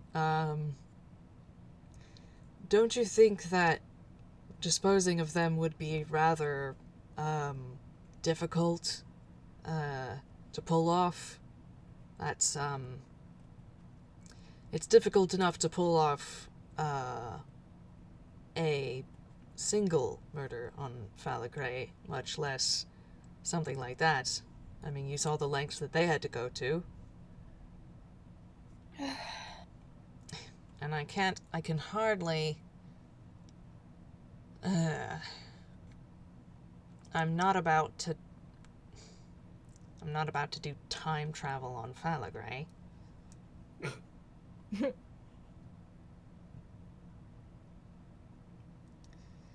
at least we have some boundaries.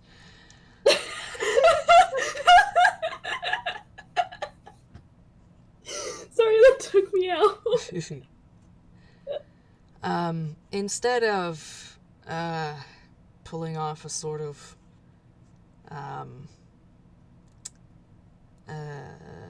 assassination, perhaps an exposure would be more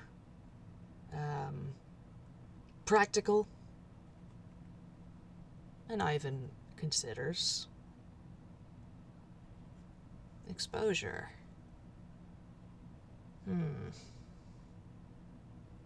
I mean, if you were just gonna hire people to do the investigating anyway, like, it's like one step less. Again, you don't just have to jump straight to the fucking murder. No, I suppose not. It would be the most permanent solution to the problem, but I do see your point. And no, he's not gonna say that. I don't know if I would be able to pin this crime on them specifically, but no doubt there's something else I could get them for, something that they have more tangible records on. Not to mention, idolizing the extra will not gain them any public favor. If it was Tasselon, that'd be one thing, but, well. I feel like I am peeking into absurd politics that I did not ask to look into. In a way, you are.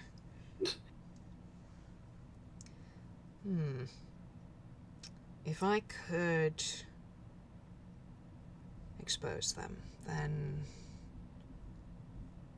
they would be apprehended and, well, I suppose I would have to make sure that the trial goes the way I want, but shouldn't be too difficult. Given what I know they've done, I'm sure I can find something suitably something with a suitable amount of evidence that they won't have choice but to prosecute and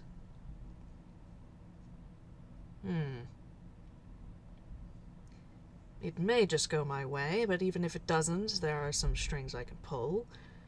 And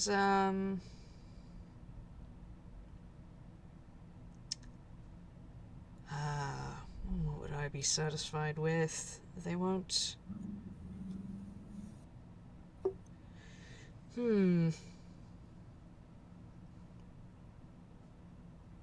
They won't exile that many. No, they won't. No. And really only do that ever one at a time, two at most. No, imprisonment, I think. I suppose I could cope with that.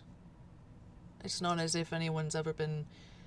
Well, it's not as if anyone's, ever escaped.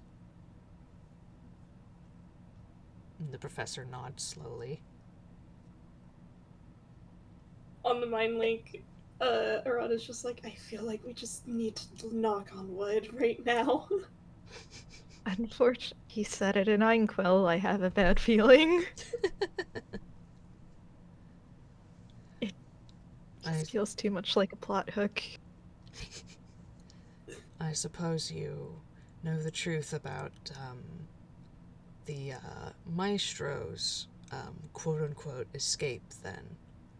Oh, of course, everybody knows. You're the only one who was kept in the dark on that subject. We all know that, Arata puts his head in his hands. We all know that the Tsar High Council freed him so that he would keep you busy. Rod is just, like, sinking further. He's just like, you fucking kidding me? But, like, non-vocally. Yes, I noticed. I eventually put the pieces together myself.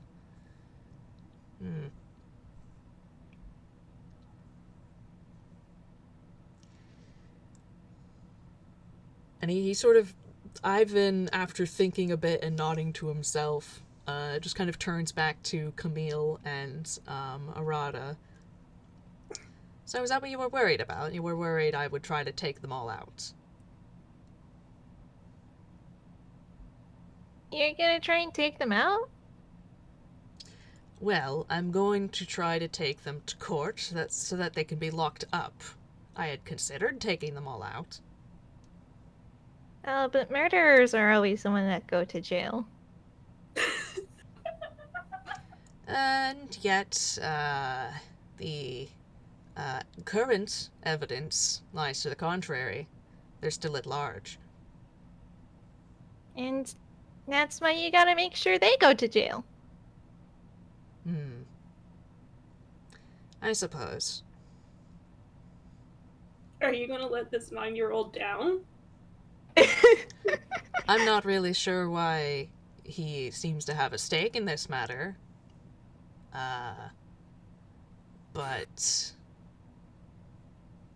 he just shrugs. Well, because you're Uncle Ivan. He just kind of grimaces a little bit. I'm so sorry. Professor, why does he keep calling me that?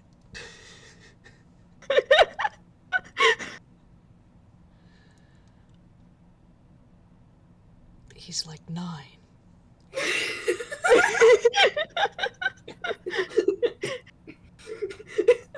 This is a child, Your Honor. Everyone is laughing on the mind link. Ivan squinting at Camille like, aren't the other humanoids supposed to be a little more developed by 9? Professor he's a late bloomer. Besides, childhood development was never your forte. I suppose. Get his ass. They're still in proximity. Yeah, can Camille hear this, by the way? 100%. Oh, also, I'm half Toon, and that makes some things weird. Ivan just looks to Professor for confirmation, and the Professor nods.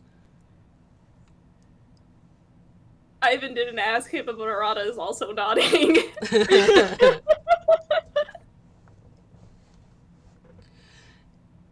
If you think you can tell how old people are here, no you can't. Noted.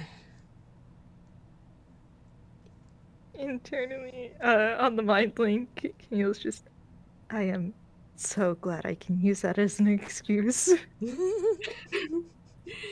We're so fucking lucky. I am, I think, going to call a short break, but essentially we have, like, filled Ivan's part of this shebang. We can now go to the Professor's demands after this. Oh, Nice! Alright. Are we cool with taking a 5 to however long we need break? Yes. Yep. Alright. I know this is a chunky FPS. That's fine. It's fine, I don't right mind it. back. Alright. I might... Okay, let's see how rainy it is outside.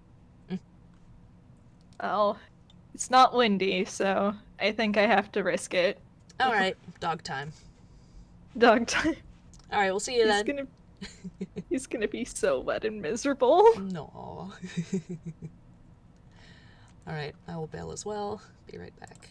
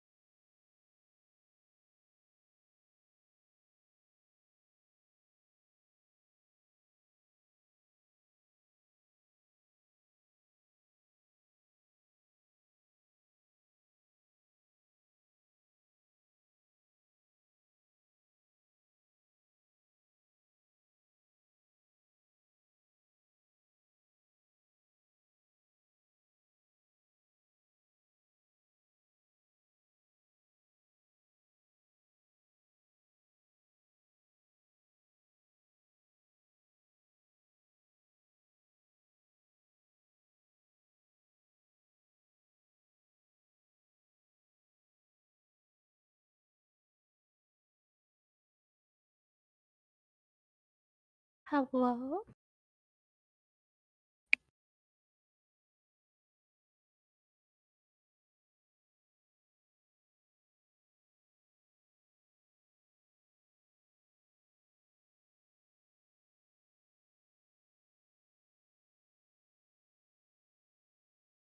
Pretzel good. Alright. Okay, there we go.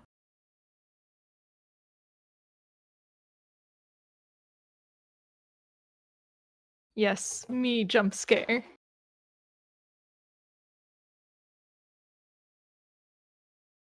I am back in dry clothes. And I need to make sure that Iggy doesn't get his wet on me.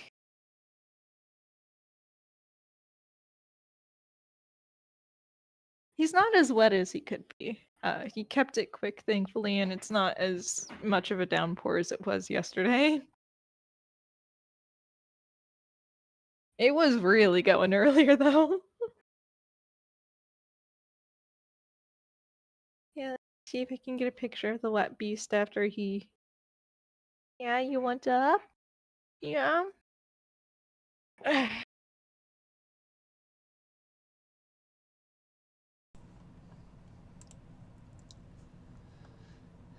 Don't fall off.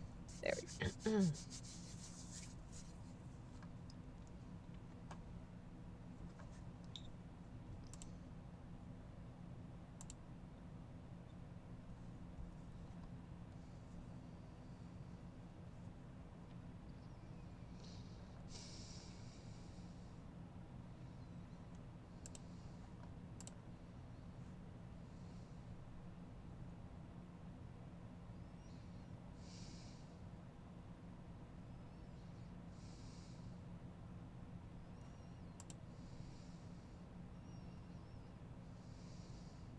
Here's the wet boy.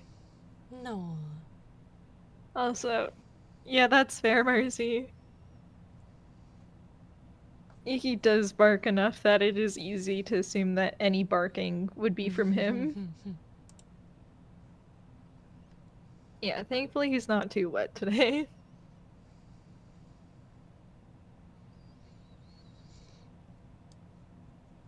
It is mostly his underside, because he is very low to the ground.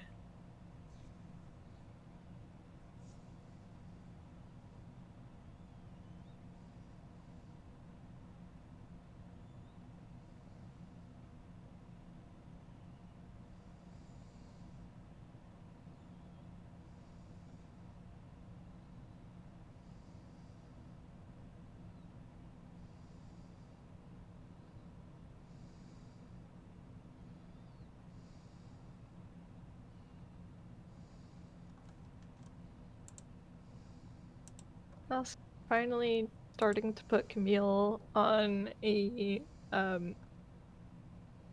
Google Doc sheet. And I get so used to playing him sometimes that I completely forget just how awful he is.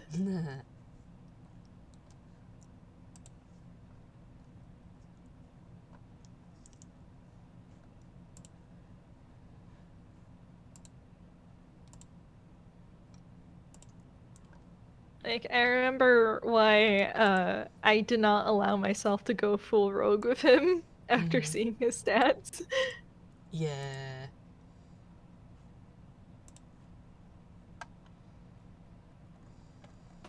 Collapses on the ground. Hi. Hello. Hi! So I was like trying to set something up in my room after I got back here. And I heard this kid crying outside. And Luna went from like laying down just vibing on the floor to straight up alert. The kid wails again and she runs over to the windowsill to see what's going on. And I'm just like, oh, kitty. Kitty.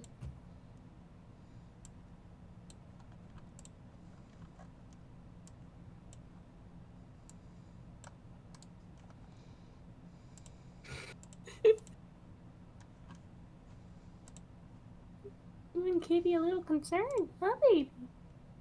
Huh? Huh?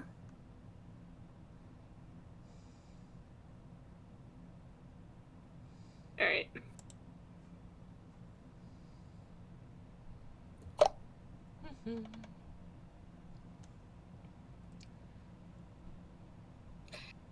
Yeah, Cocomelon is just like that, huh?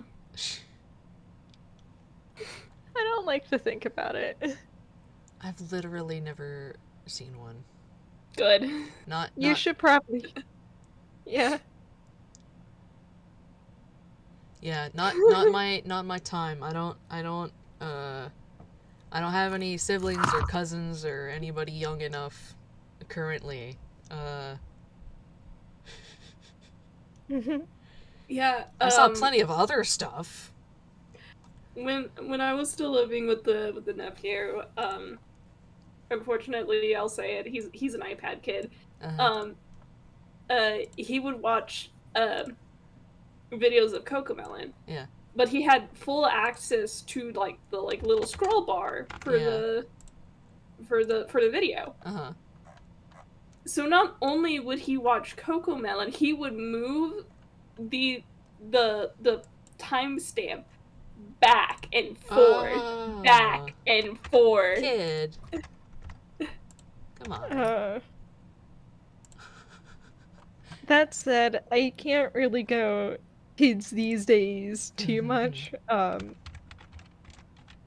Considering the kinds of YouTube videos that me and my brothers spent a portion of our adolescence watching. That is fair. Yeah. That is very fair. Also, I'm lighting a candle because it's smelly. Fair. Some things were iconic. Some things should be left to be forgotten. All right. Let's see. We can get back into it? Yes. Let me put this candle back down. All right, let's do it. All right. Yeah, we are back, and the professor, let's see, he had asked Ivan if he basically got everything he wanted, and he had nodded, and the professor goes to say something else, and Ivan raises a finger. There is one other thing I was wondering about.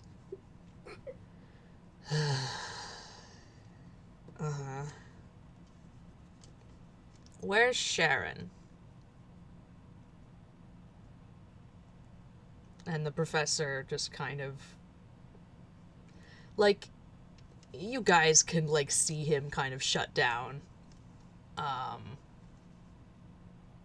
He holds Camille a little tighter. Oh. I think that might be a later question.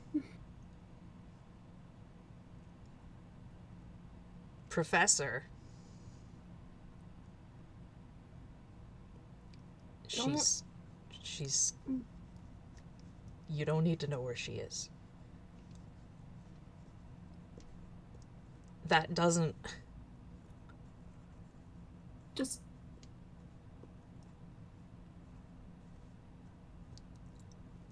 Where is she? She's not with you.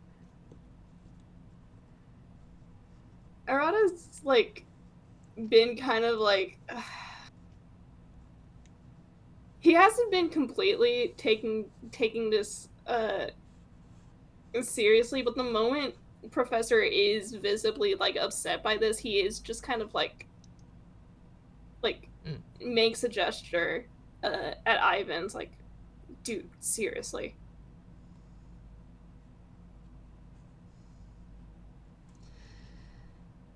He stares down at the professor.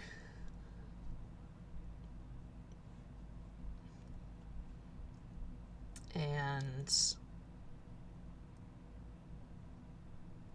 the professor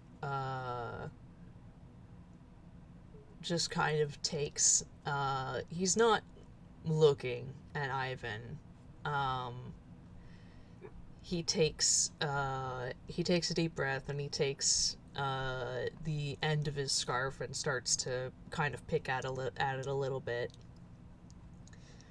Look, she's safe. The other time czars can't get to her where she is, okay?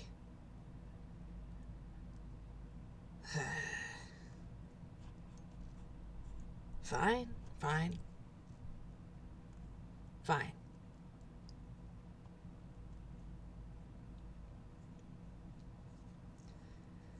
And the professor, as Ivan seems to finally actually let it go, Professor relaxes a little bit.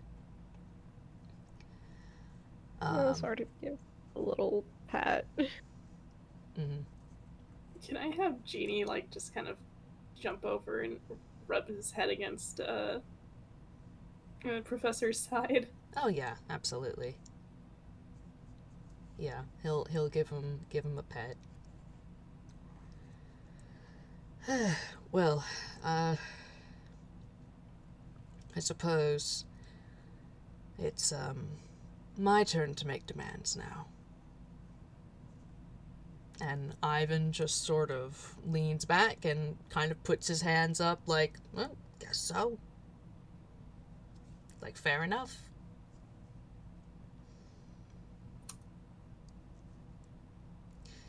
After all, you did hire people to hurt me, kidnap me, imprison me, and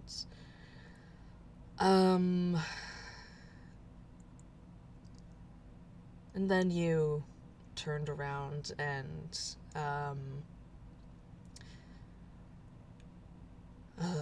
hurt what I'm sure you didn't realize at the time were some of the people I love most in the universe. And that sure as heck gets Ivan's attention.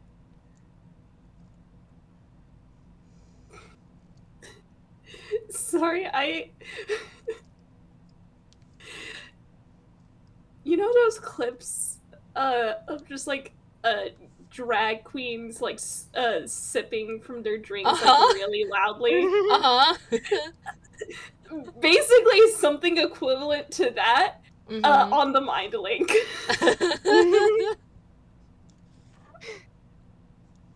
Camille sort of looks over at Arata.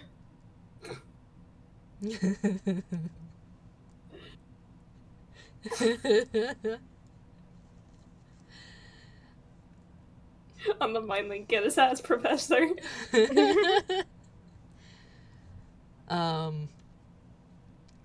Ivan does just sort of straighten up and look between the professor and Arata and Camille and the professor again. A bit taken aback, but just sort of paying attention. So, well, to put it lightly, you owe me. I can agree to that.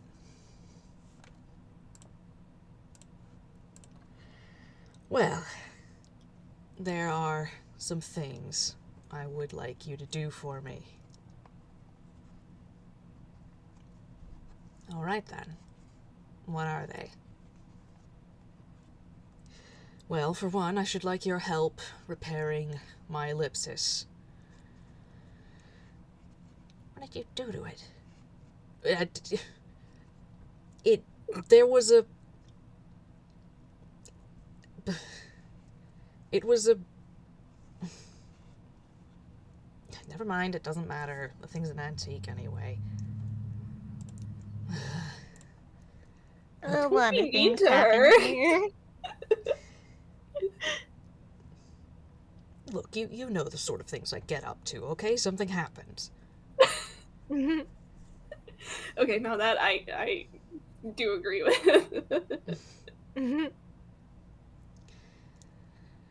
All right. Alright, so what? You need parts? You need materials? Everything. I need everything. I may need pieces from this one if you can spare them. Anything you can get. I can't move from here. I can't go to any of the usual places I would acquire parts. I've been having to make do with, well, with materials I can find here. And Ivan does kind of pull a face at that. Clearly that's less than ideal.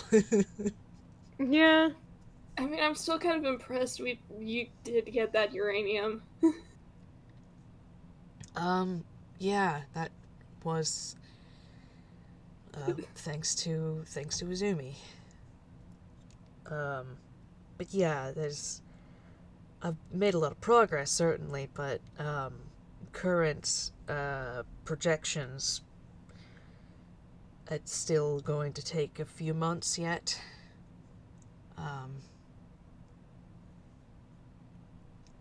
Well, that I should be able to help with. It's no issue for me to find what you need and deliver them here. Mm-hmm. Especially because she did overclock herself to make sure that Professor didn't leave.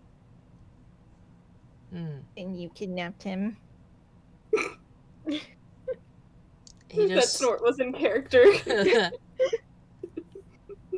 He just sort of raises an eyebrow, like, uh-huh. Well, He's just a little innocent baby boy. He's just a little baby boy.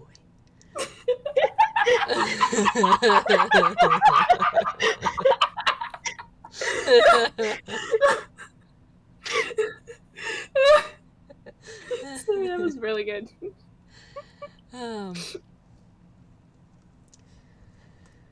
Alright, well that's simple enough. It might take me a bit, but it's going to take some running around, but manageable. And what else? Well, for one thing, you're going to help me repair it.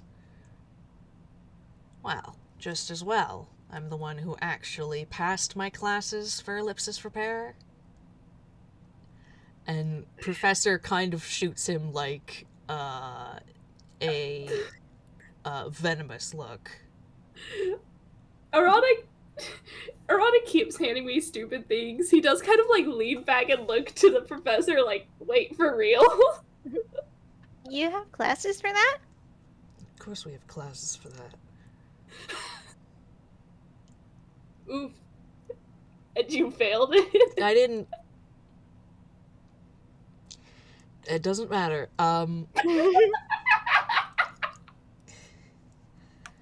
Look, I have the list. I have certainly more experience with this than you do. Yeah, right. Yeah, you have more practical experience with outmoded models. Yes, I'll give you that. I don't know what prestige you're aiming to get from that statement, but certainly. And the professor's just like, okay. He's got more hands-on experience than you. That's, true.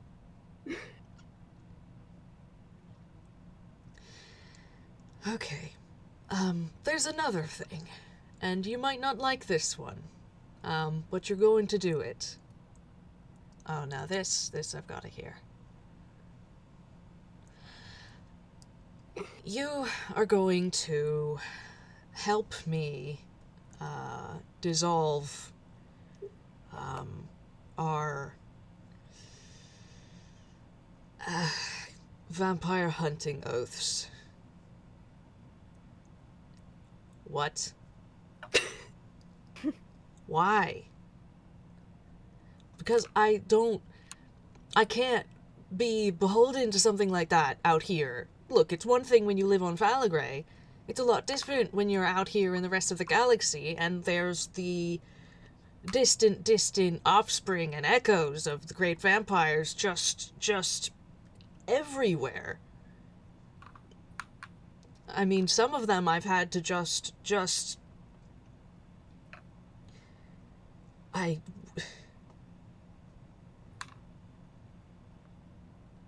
look, it's not practical. What do you think? You saying you can't you saying you can't do it? No, I could, but I don't want to. What kind of cop out? No, just there is a lot of them, and sometimes the definition of a vampire can get really blurry here. I mean, we even have some vampires that just don't, they eat the color red and not blood. So it, you know. that's not a Ivan. They're called vampires, though. Like, yes, no, they're not what we would consider a vampire, but they're called vampires, and the oath says vampires. The oath doesn't say blood-drinking vampires, and yet those are the ones that we're supposed to be targeting, and look, it's just I mean, bad all around. you could bring it up with the guys in charge. See if they'll take that. Well, I can't, but Ivan, you could. Oh, I could not tell who was talking for a second. That's on me. Oh, that's okay. It's fine.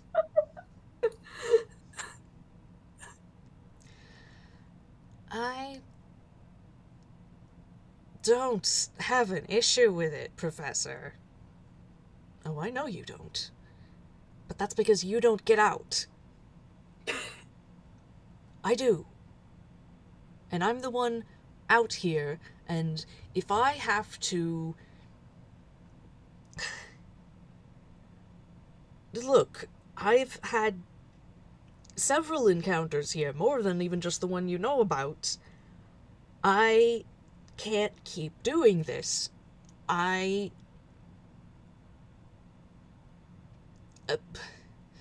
What? I have to... If this oath stands, then it means I have to go confront them again, and that's more... First of all, it means I have to try and destroy people, which you know I don't want to do, and I don't care if you believe in that sentiment, but it's... The fact is that I do, and it also, pragmatically speaking, puts me at risk from them, for having to encounter them again. And that's just not something I need. I have plenty of risk in my life as it is.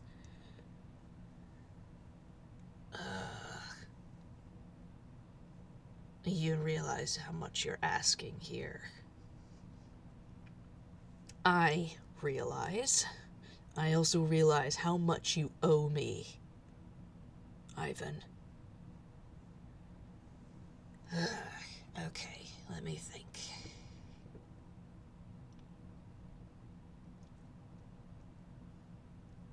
It's not something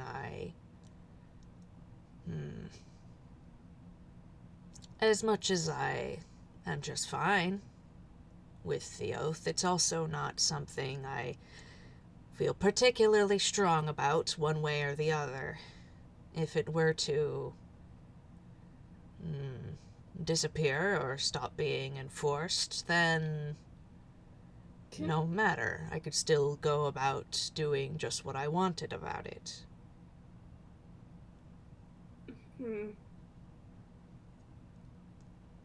Yes, you wouldn't be beholden to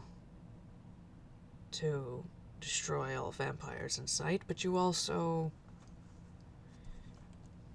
wouldn't be disallowed if that were your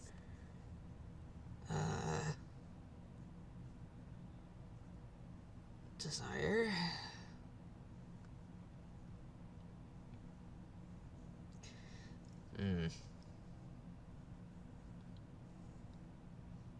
This is why you've asked me not to do anything until you came to talk to me.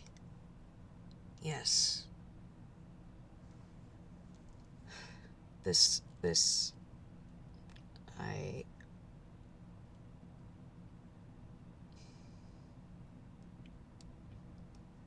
can't have you going around doing this. Here, especially. I would rather you not do it anywhere. Ivan kind of rolls his eyes. You can interrupt if you want. Okay. Arata raises a hand again.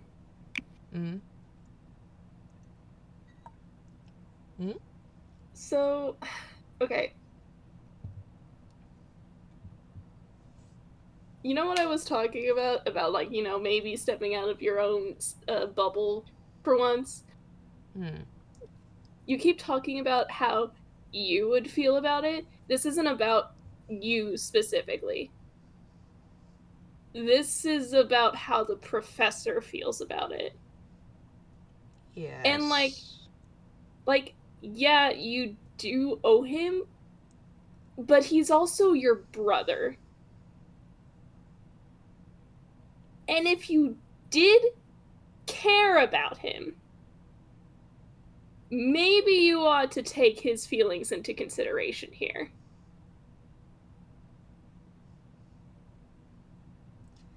He gives Arata a kind of level look, acknowledging what you've said, not really responding to it.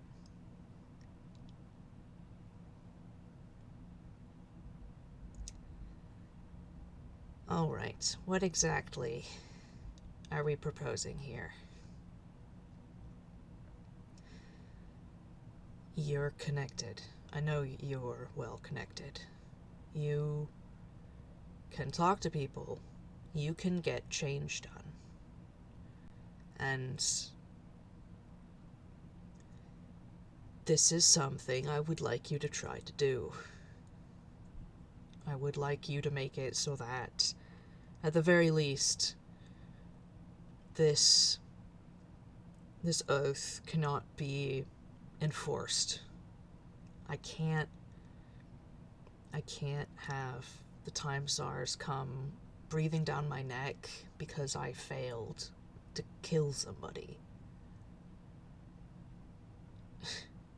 It's incredible that I've managed to avoid it thus far, but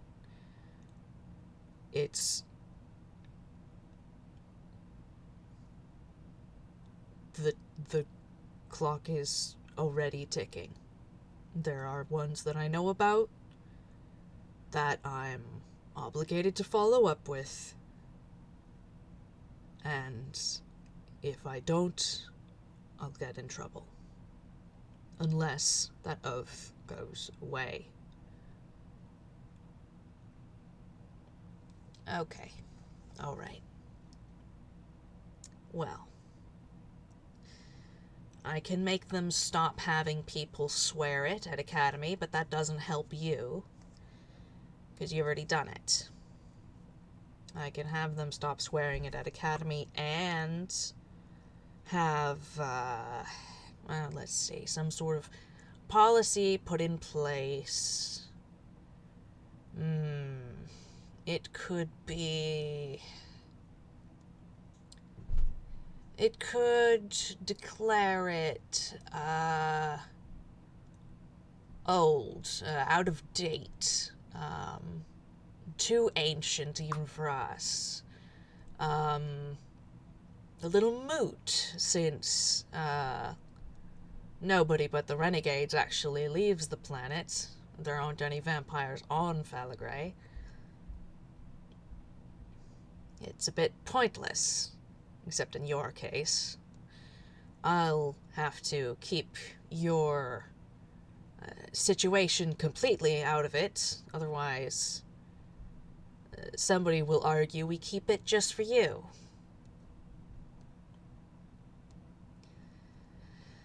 But,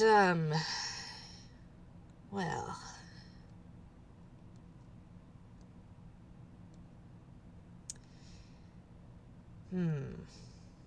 Nobody's... There haven't been any... there hasn't been any public... there hasn't been any strong feelings on, vampirism, for a while now. Obviously, the old grudges remain, but, it's not a pressing matter to anybody on Falagray. As long as I do it quietly enough, that there's no public outroar. It's doable. I'm going to have to cash in quite a few major favors, however. And,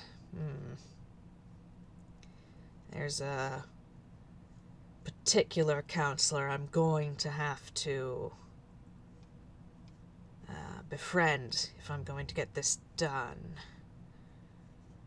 Although, as difficult as that will be, I think you might be able to help me with that. How's that? How am I supposed to help you with that from here?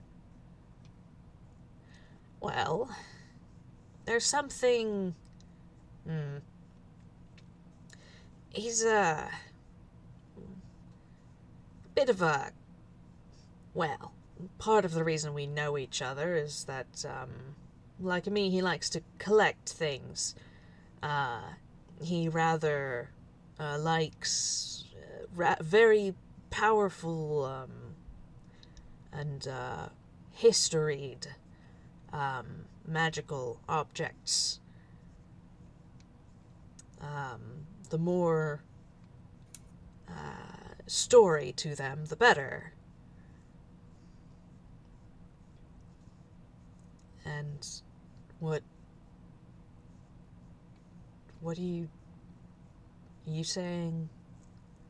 Well, you have something that I could use to gain his favor.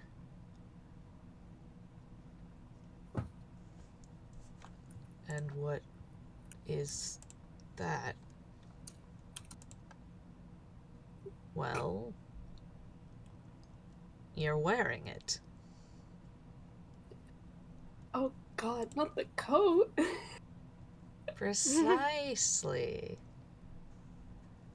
It's dripping with magic. Never say that ever again. I mean, I don't think he's wrong. No, he's not. It was the cadence. It's, I mean, it is quite powerful.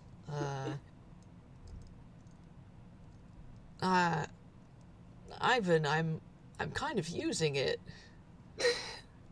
This thing has been, exceedingly useful. It's kind of helped me keep my feet since I regenerated. I regenerated in this coat. Even better. You're gonna have to relay that story to me. For the mind link, Arsen is just, I really don't like how he said that. Arata voice, I want to strangle this man, but I am holding myself back so hard. Do you really need this thing? It was not easy to get. They don't make them anymore. What am I gonna put my stuff in? I don't know what you're gonna put your stuff in. You can get yourself a regular bag of holding like everybody else. Ivan. It's the principle. I don't want want a bag of holding. That does make going to certain places a little awkward. It's very obvious. Maybe we can find you a new coat. Maybe something to make with, like, I don't know, hammer space built in? Does that work? Well, I don't think it would be on the level of a full hammer space, but it does tend to do the wibbly wobbly space bindy stuff. I don't know how to describe it. Maybe I can adapt it or something. It's, maybe I can adapt it or something. I don't know.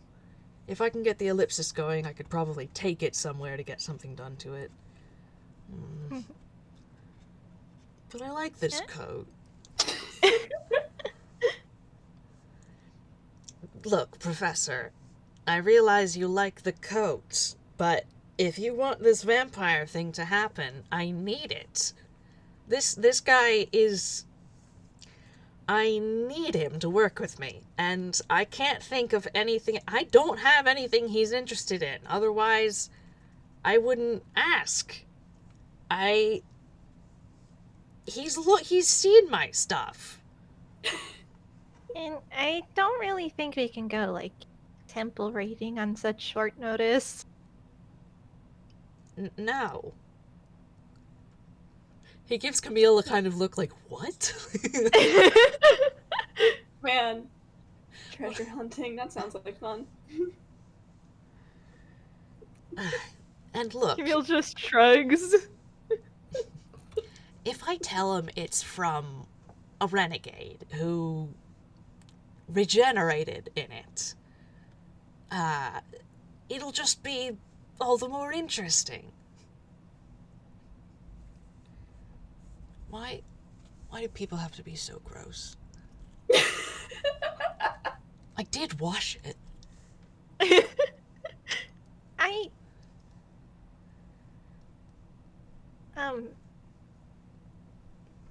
I think that might be beside the... No, I know. Ugh. It's not like you can wash out Artron energy anyway.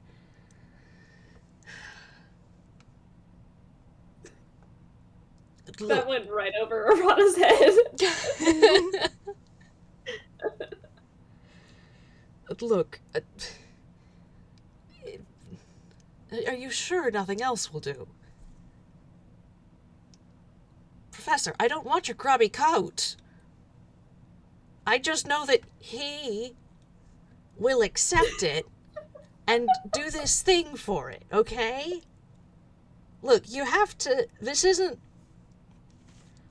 I would do this just for free if I could, but I can't. I need that for this to work. It's not going to work otherwise. Oh, fine. Hang on, Camille. He's going to, like, put Camille down and start shrugging out of his coat. Camille sort of gives him a little pat on the knee because, yeah, it does kind of suck. Mm-hmm. What about the stuff in your pockets? I'm gonna have to take them out. Ivan, do you have something I can put these in? Yes, give me a moment. He's going to get up and leave. I'm sure that we can find you a nice new coat. Yes, probably. One with, impossibly large pockets. That would be nice.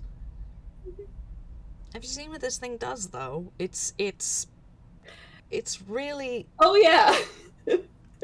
It keeps me from... It absorbs blows. It boosts my magic. It keeps magic from affecting me sometimes. It's just good luck. Is that why you're always throwing yourself into the middle of battle? Partly. Ooh. What? I I'm gonna have tell to just Zumi. Mm. Yes, I'm going to have to be a little more careful. It's going to be a little easier to hit me, I think. It's fine. I can adapt. It's probably about time I stopped using this as a crutch anyhow.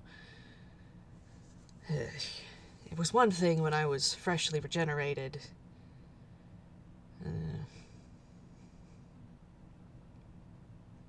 And eventually... Oh, go ahead. I'm sure we can find something that help protect you too. Yes. Woof. Hi, Iggy. Iggy agrees. And Ivan eventually comes back in with, what are you holding, Ivan?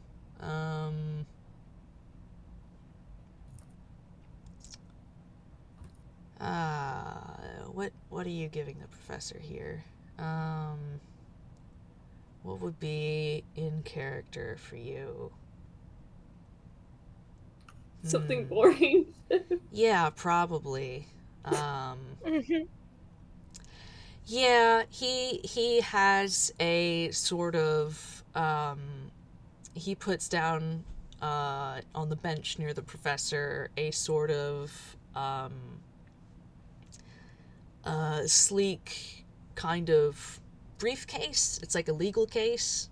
It's like a, yeah, it's like a, Oh my god. it's like a work briefcase thing.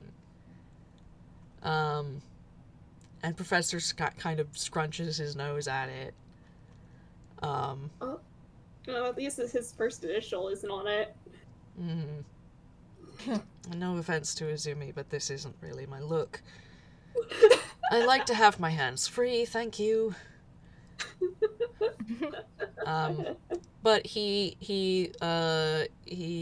puts his coat down. He kind of puts his coat over the back of the bench and starts to transfer the items from his pockets into the briefcase, and they it does seem to similarly hold more than it should.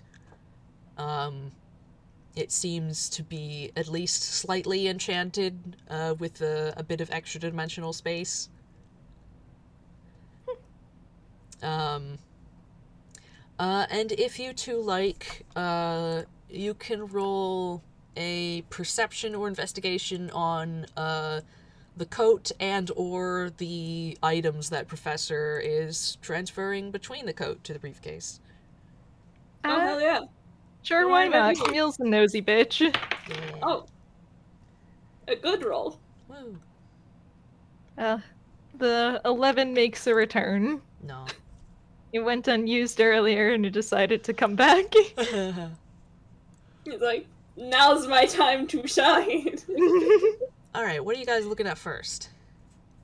You both got almost the same number. Arata's oh. You go. Arata's a thief. If something shines, he's looking at it. Yeah, Camille's probably also looking at the items first. Nice. Yeah, the items. There's a fucking lot. It's a good thing that the pockets seem to kind of negate most of the weight. Otherwise, you're pretty sure the professor shouldn't be able to carry all of this. Encumbered. Uh-huh.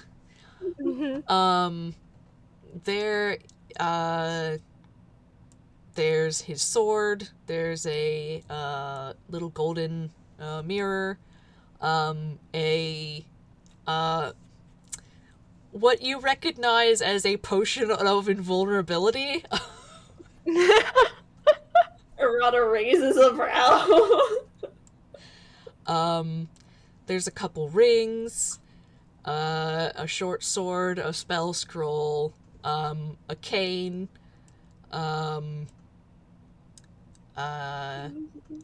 he's wearing his bracer, There's Aw. a little clockwork dog. There's some Aw. clothes. Many different coins. He just kind of pulls up in handfuls. And he like puts some of them on the, he like squints at some of them in his hands and like picks out two chocolate ones and hands one to Arata and one to Camille before taking one for himself. Arata's grinning so hard. Munch. Yep. Bunch of other coins, a pocket watch, another pocket watch, a granola bar, a flower pin, an antique-looking ink pot, a longsword, the melodic multi-tool that Camille made, a slip of paper. He takes the pin of luck. It looks like a sewing pin. He takes it off the lapel and puts it in the briefcase. There is a what looks like a hand crossbow, which you've never seen before, but it has a sort of odd look to it, like it's not quite your standard hand crossbow. There is a flask of potion. There's a bag of pretzels. There's a yo-yo. The autumn mask he made at the festival in Yeto. Yes. A crown made of ice. A magic item that is so common that you probably both recognize is the periapt of wound closure. Oh, boy. There's a set of bagpipes. There's a portable dragon chest set. Oh, what's up? Carved from wood. There's Kamafusen. There's a odd-looking costume outfit. Very ornate, very elaborately embroidered. There's some velvet clothes, crowbar, disguise kit, a small thing labeled doctor repellent in a apple-shaped container. Oh god, I remember that! At this point, the flame flower would still be in there. There's a forgery kit, a small healer's kit. Let's see, he would be wearing those. A regular bottle of ink and an ink pen. A set of leather armor, which you have never seen him wear. Bag of sand, magnifying glass, otadama, a pin with what looks like a sort of child's drawing of the ellipsis. Aww. The pipe of smoke monsters, signal whistle, a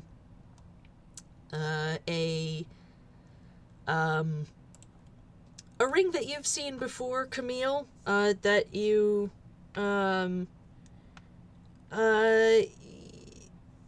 it has this weird celestial symbol on it that you never quite were able to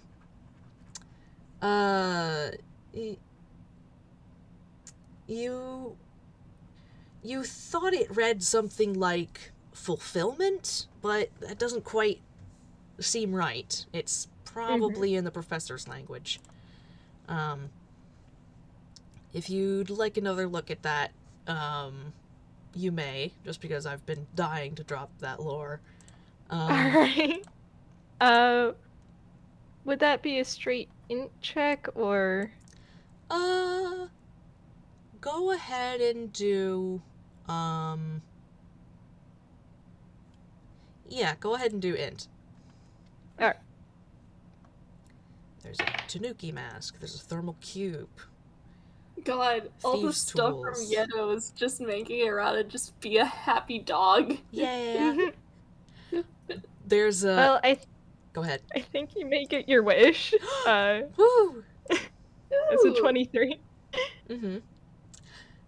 It's a gray ring, that, you're pretty sure what it says, is not fulfillment or achievement, but in fact, the Phalagraean celestial, character for satisfaction.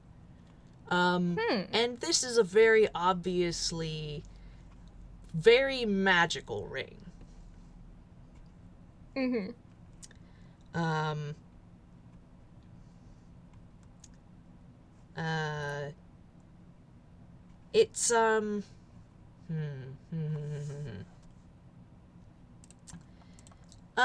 It's, it has, how am I supposed to,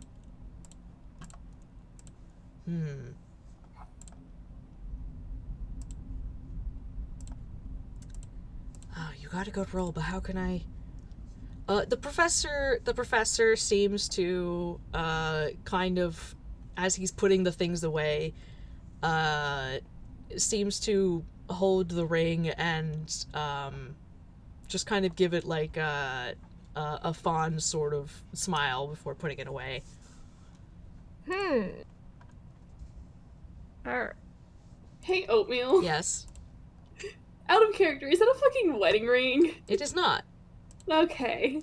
He has never, in fact, been married. Okay. It is something else. Okay. You may have to ask because I can't. That's fair. Fair. There's some regular adventuring supplies and the vial that he had been storing his blood in. And that before that, Camille, you saw him take out and, save that girl with it. Yeah. Oh my god! Yeah. I forgot! Yeah, that weird potion bottle. Yeah. But And sure is, that sure was a time. Yep.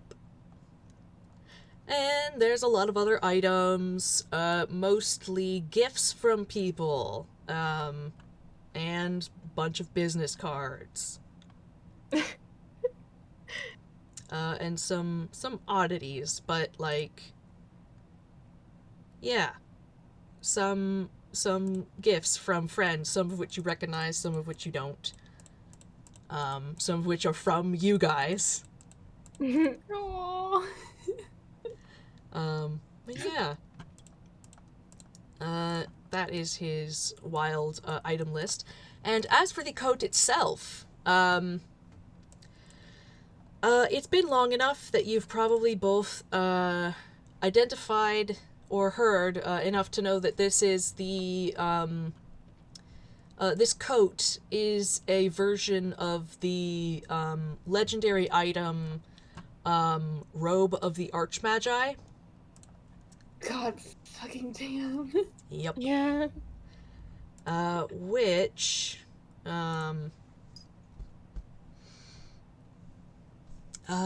is made from, exquisite cloth of white, gray, or black, and adorned with silvery runes. You've never seen these runes. You're not sure if they actually exist on this version of the garment.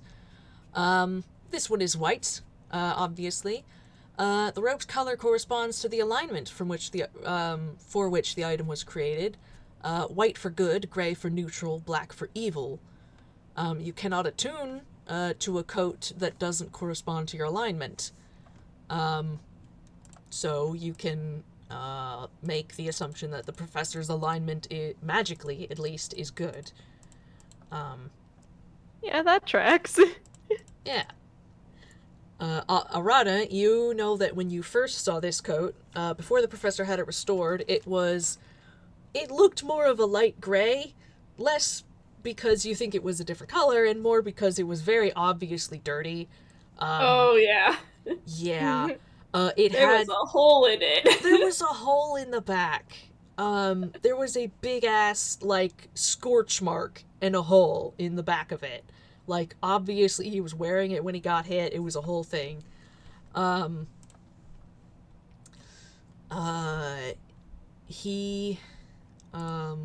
me see, where's the...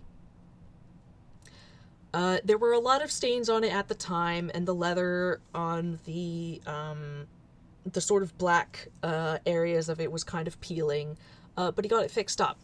As of now, there is only one very faint stain on the hem that seems to have remained despite the cleaning.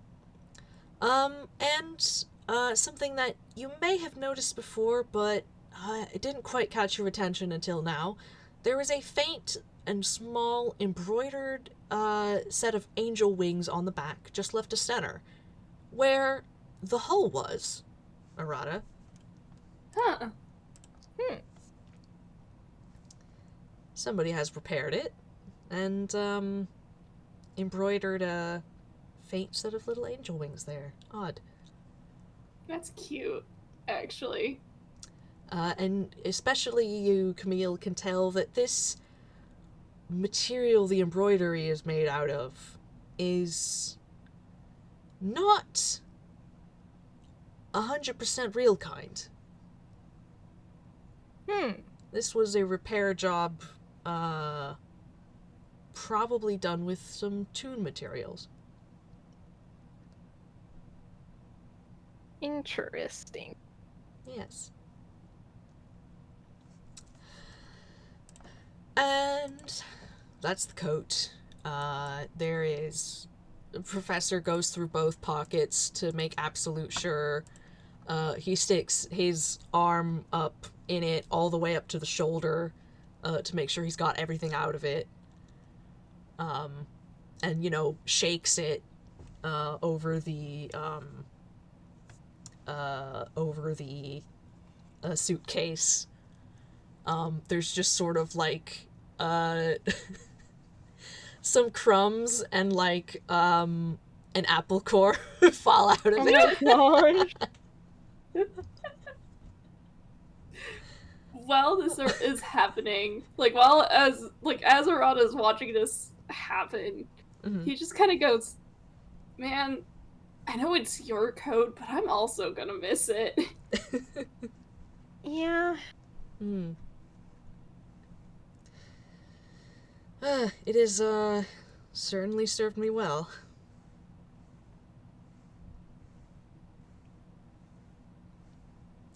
He kind of holds it up and gives it a kind of apprising look, just looking it over, and then finally folds it up and tosses it over to Ivan. He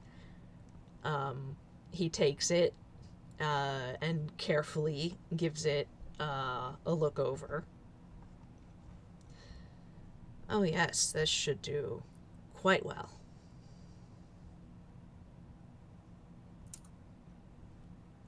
Alright, it's going to take some time, Professor, but I should be able to work on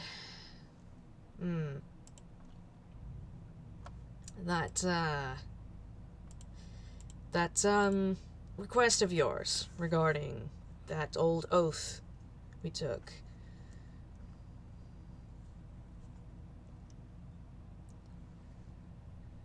As for the vampire here,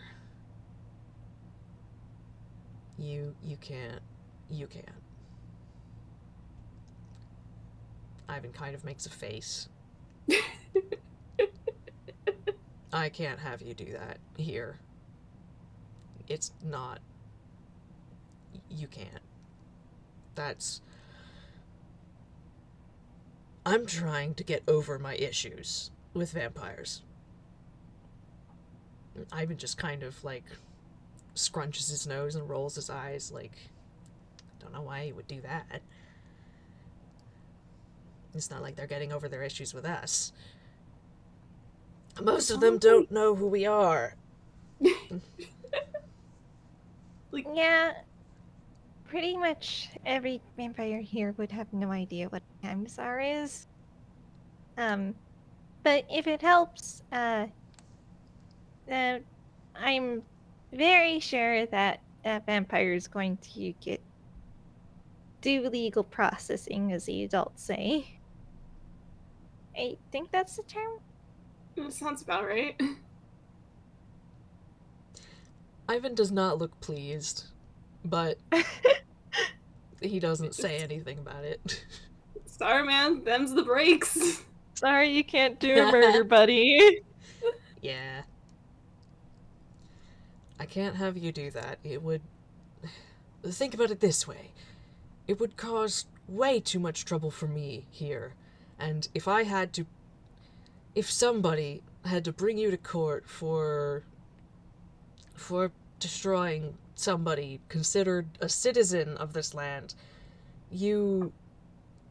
Look, none of us want to be known for what we are here. Well, no.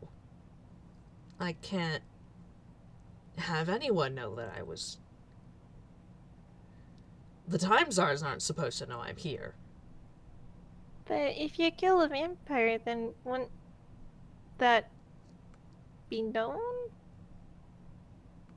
Would that be a thing? He's got a point.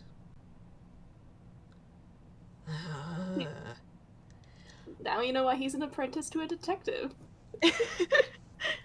I could... And why he's with us. I could probably hide it, but... this is simpler, I suppose. I mean, it's not simpler, but, it's, going to be you doing some, talking, which is what you're good at home, where you're good at it, and not, something more complicated and more messy out here, where you're out of your element. Ivan gives him, a bit of a glare, but settles.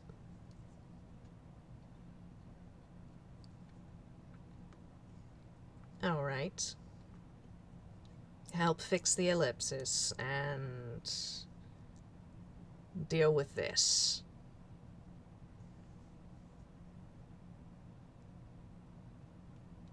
That's about the long and short of it. Real quick.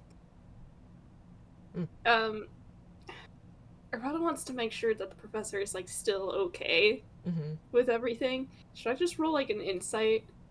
Yeah. Okay.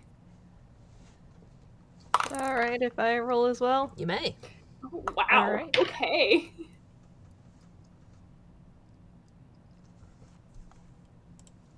Woo! Oh my goodness. You guys are really good today. Yeah. Except for that 4. Holds you. It's fine. Alright. Okay. Arata, the professor is, you know, none of this is, enjoyable. This all kind of makes him kind of upset and tense in general. But, like, he's kind of gotten over the most difficult parts, and this is going the way he wants it to. He's okay with what's been negotiated and what's been going on, and is... Hang on, my cat's biting me. No. Stop that, baby. Okay, we're good. He's pleased with the kind of agreement they've come to. Genuinely. you know, he hates that this happened, but he's glad that this is kind of working out as well as he could have expected it to.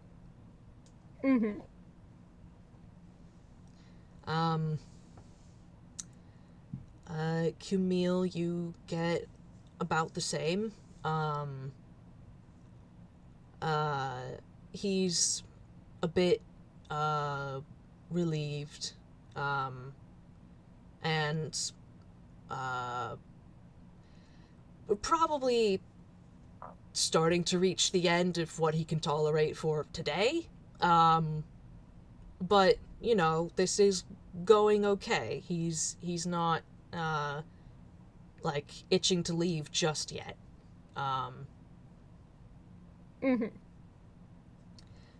Ivan is for all of his sort of objections, this is he has no significant feelings towards not doing what the professor has asked him to do. He seems you know, under the you know, kind of arguments, relatively satisfied with the requests and the agreements they've come to.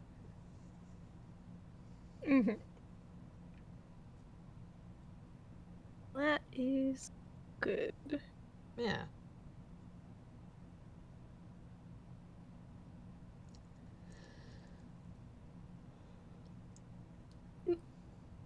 Arata on the mind link. Maybe we should just go out to eat after this. I think that'd be nice. Oh. So you'll behave yourself then? Yes. I'll be looking around for as long as I'm here helping with the ellipsis, and then after that I shall have to figure out a secure channel with which to communicate, at least over the issue of the oath, so I can let you know my progress. That would be good. Oh, if you're gonna be looking around for a while and you're interested in art, I think you should talk to my brother Leo. He's really into art, and I think he'd really like to talk to you about it.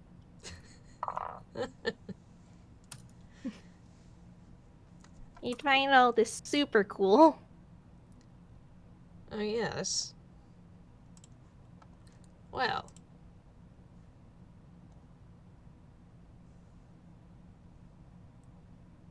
And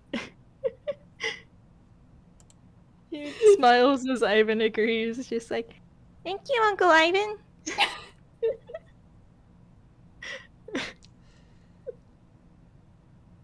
Uh-huh.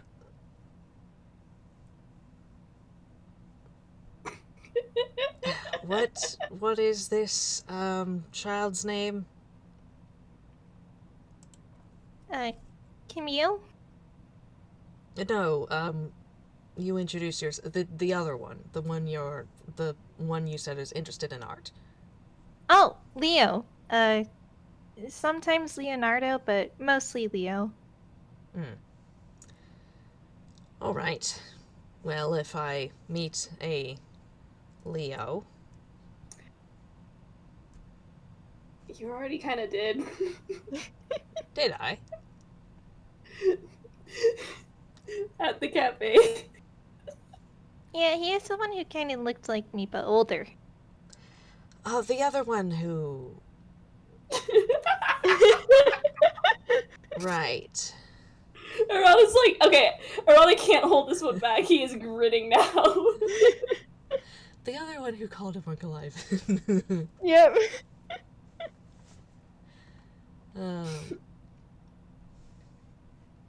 Well, then, if I see him there again, I'll have to say something. You. And Camille gives him a very big, innocent grin.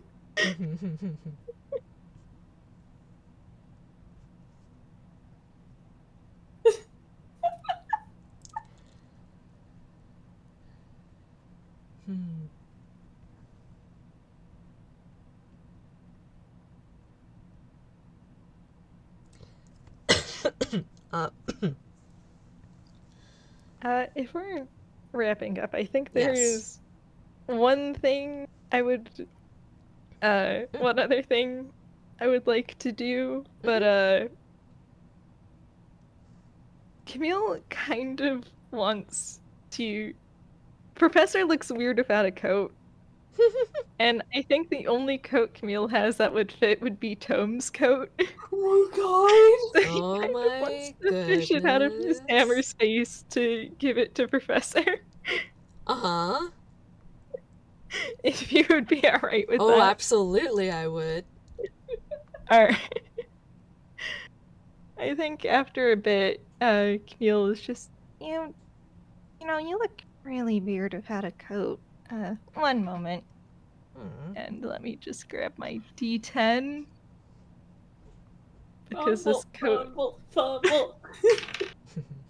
You fucking manifested it! Yeah! Alright. Okay, let me roll on the thing. He pulls out a spare pair of glasses. It's just, that's not the right thing. Puts it back in his pocket. Rolls again. Does not fumble again. What's funny, if it was a 16, he would have pulled out the jacket anyways. It was one off from Oh my that. goodness. It's really funny. Yeah. And he does, in fact, pull out a jacket sized for an extremely tall adult man. Which is to say, it is bigger than this boy is, and holds it out to Professor. It's just, I think this is the only coat I have right now, but Oh. I don't think Tom would mind. Ah. That's right. Thanks. I'll, give it back later, I suppose. He seems very pleased. Just kind of brightens, and he, puts it on. He's just kind of smiling, and he, he pulls the, lapel to his face to smell it. aww. It is very much Tom's jacket. Absolutely. If I remember correctly, Spec described it as smelling like coffee and cinnamon rolls. Yep. If I'm wrong, correct, but... That's what I've heard. Okay. Ivan, meanwhile... Oh, yes? No, you go, because I think I haven't seen this jacket before. He has! He has! Ivan, meanwhile, is kind of incredulously, watching the professor, and just kind of, like, got a sort of, like, are you serious? Like, kind of look on his face. Arata, pointedly, I think it looks good on you. I'm glad it fits. It fits well enough. No, that should have been the professor's voice. It fits well enough. Ivan's jelly. Lol. Lamau. I did wear someone else's, I think it was Leo's, for Halloween that one time. Oh my god, that's right! Yeah. That's really funny.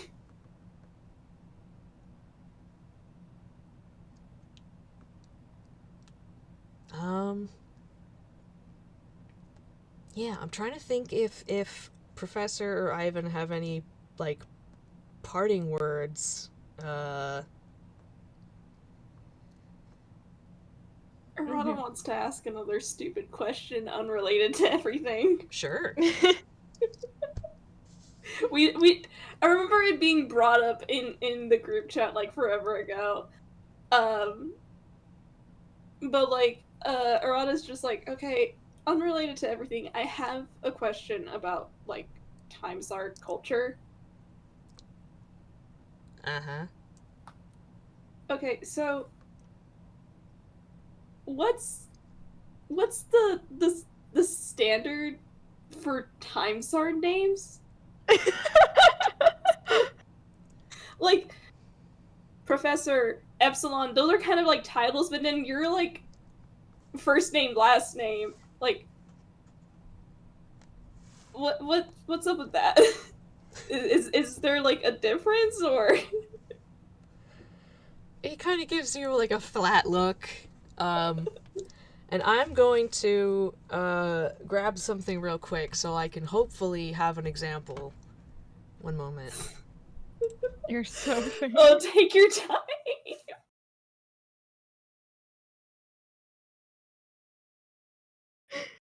I love how many questions this brought about. I'm just Yeah, because Camille asked pretty much the same thing in. yeah.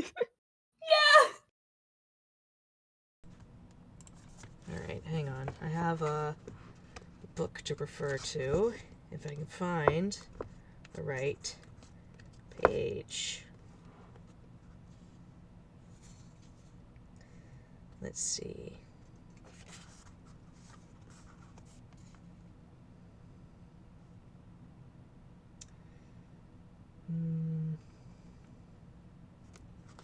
No, not that page. Let me see. Where on...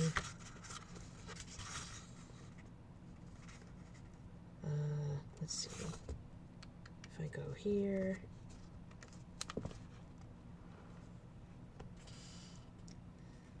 No, not that. I also love that this side of Arata, like Ivan's getting this side of Arata after Arata, like Unhinged errata. yeah.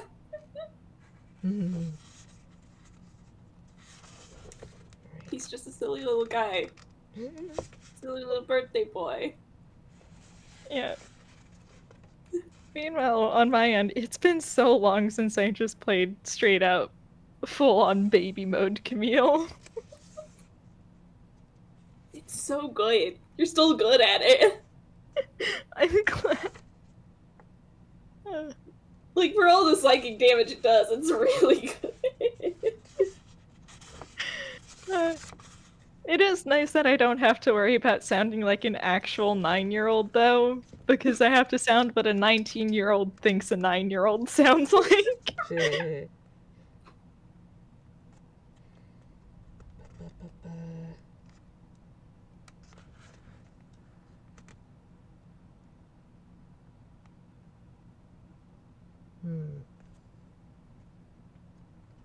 Okay, I found one thing that I wanted. Let's see if I can find a second one or not.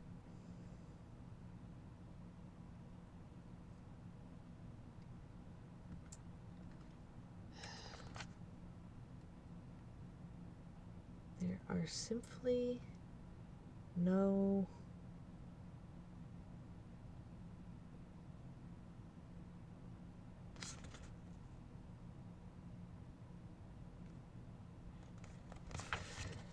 Okay.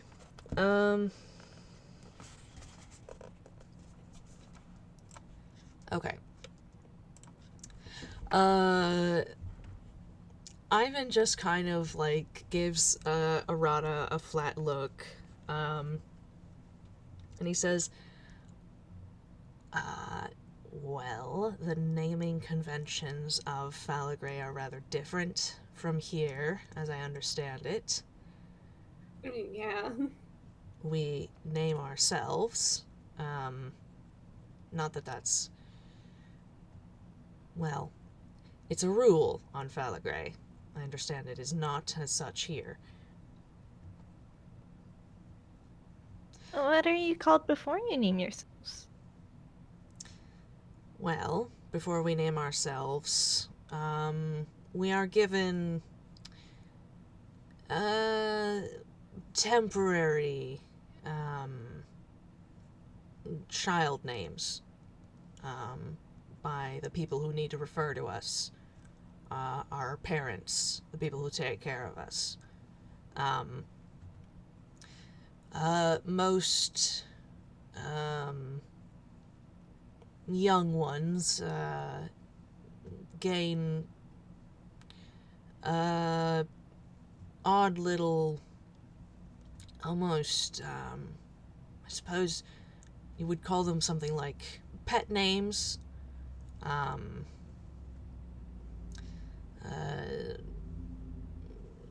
Strange little bits of onomatopoeia, or the name for some other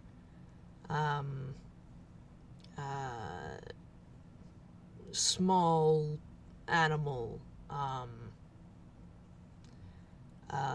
bug, puppy, kitten.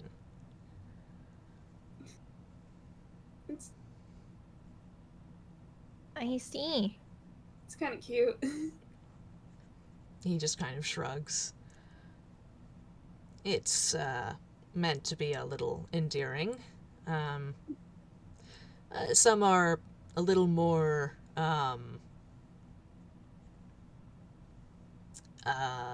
some are kinder than others. I recall one of our sisters, I think, was Stinky for several years.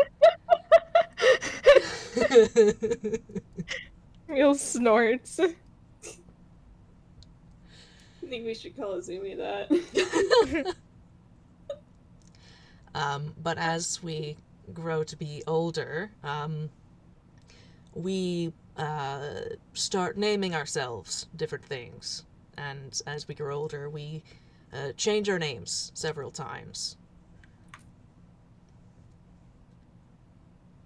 I think on the mind link, Arata just gets... I'm so tempted to ask what Professor's child name was. Arata voice, you might never have the chance again. Do you want to, or should I? I think you can get away with it better. Oh, what was the professor's child name? Now hang on, kitten. Oh, Ivan, I'm not, you can't call me that anymore. Wait, I missed it. Hang on. It was Kitten.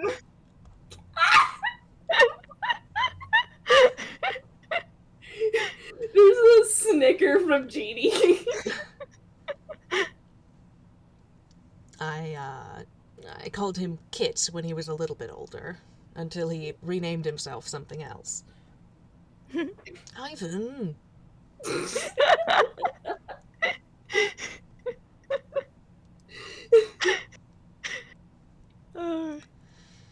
It Camille will face consequences for that, but it's worth it.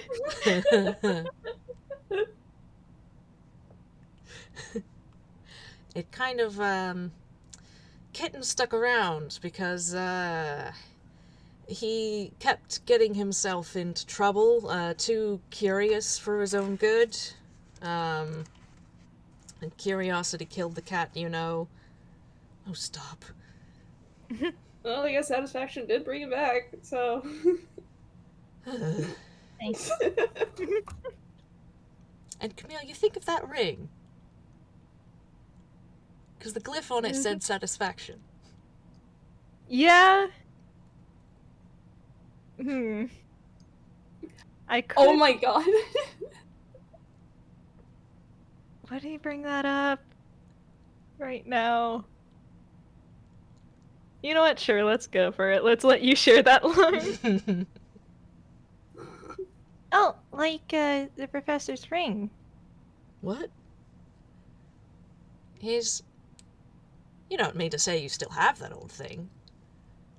Listen, it was from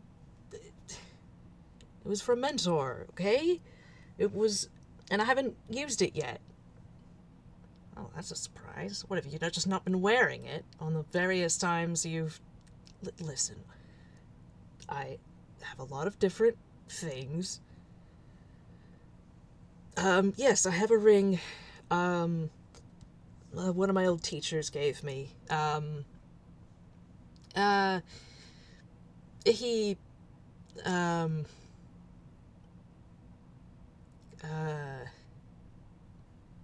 no, she, was, constantly kind of, dragging me out of things, and she gifted me a ring of temporal salvation. Well, curiosity killed the cat, but satisfaction brought it back, and, well, she thought it was very funny. That if my curiosity should lead me to something a little more lethal than the average briar bush, she would find it very amusing if her ring brought me back. See. Arata can't tease that. Arata thinks Yeah, that's that really is sweet.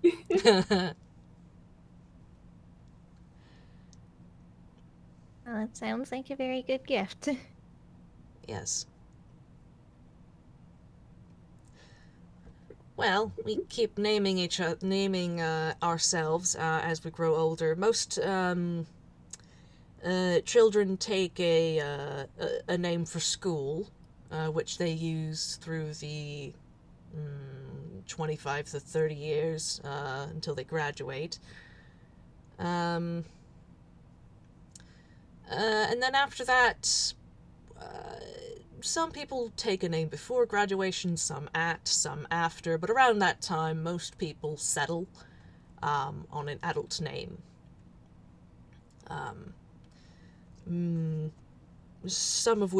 Many of which are titles, like the Professor, the Lancer, nope, that's not right. The Lancer, the Castellan,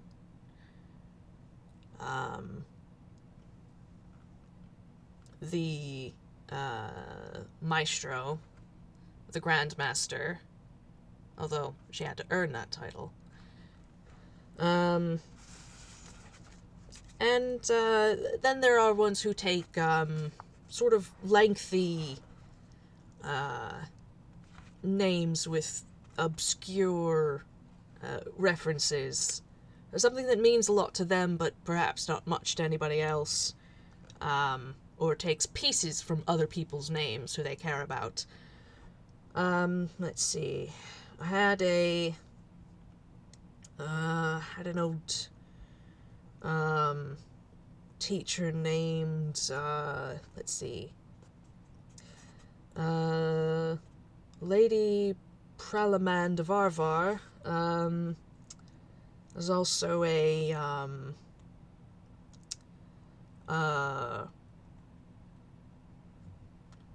Remza Tremantalunder.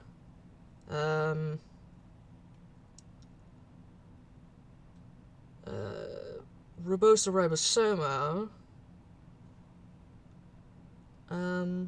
things such as that. And then others take shorter names. Rubosa, Tassalon, Trelawney. Me, I took a somewhat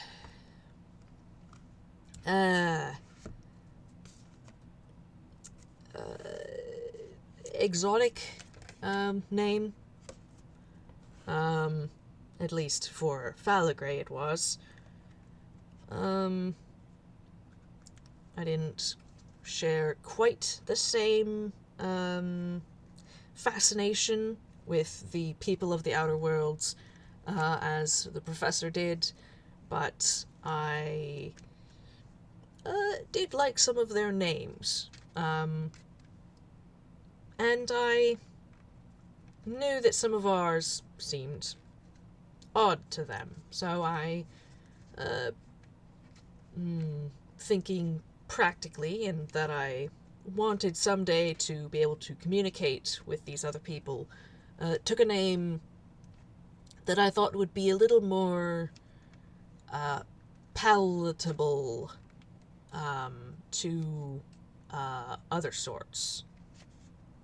At least certain others. Hence, Ivan Bavratil, although it is unusual for times our standards. I guess that makes sense. Well, why did you choose the ambassador then? Oh. Well, I needed a pseudonym. I didn't know how much he had told you lot about me. Clearly some, but not too much. Oh, I didn't know. I'm just a kid.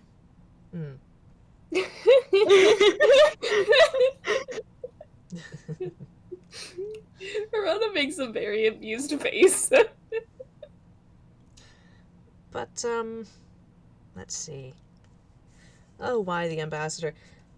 Partially because I, sort of am an ambassador in a manner of speaking. Not the traditional sense, not a sort of official, political ambassador to any specific, any particular,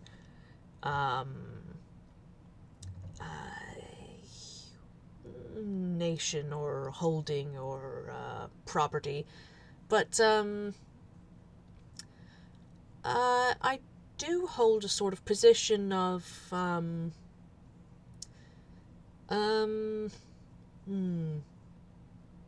communicator, go-betweener, between, Falagray and some of the, well, the few other people we regularly, communicate with and keep in contact with, either for goods or information or other services. And the professor kind of gives him a look like he had not heard that. That's news to him. That's not a position. Well, no. It still isn't, not officially. But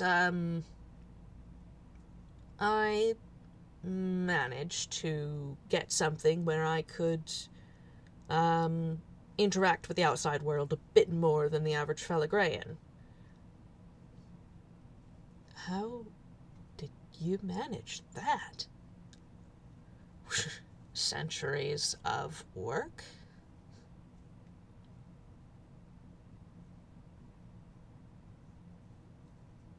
So I thought you didn't want anything to do with the outside.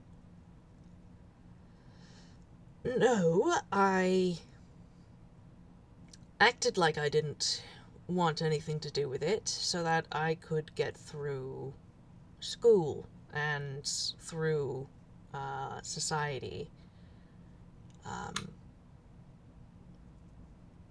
It's not like they needed to know all the silly little dreams we had as children. But if I could build up my own power off of extraplanetary relations,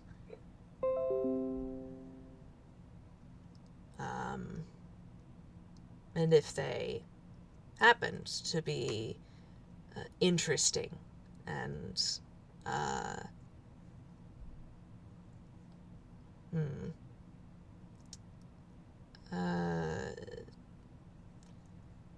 captivating in a way that other things weren't, well, nobody really needed to know about that but me.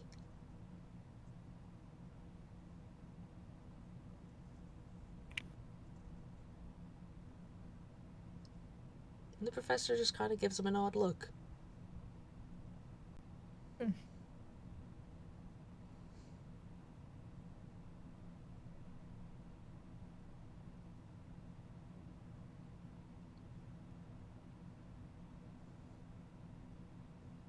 It's kind of the closest to something genuine that he's said this whole time. Yeah.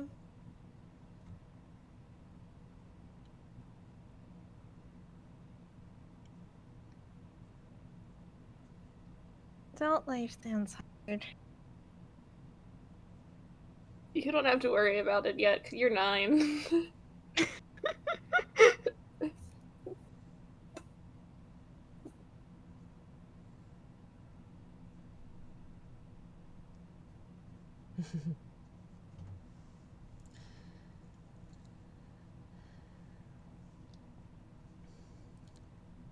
Well. Just have emotions over this asshole.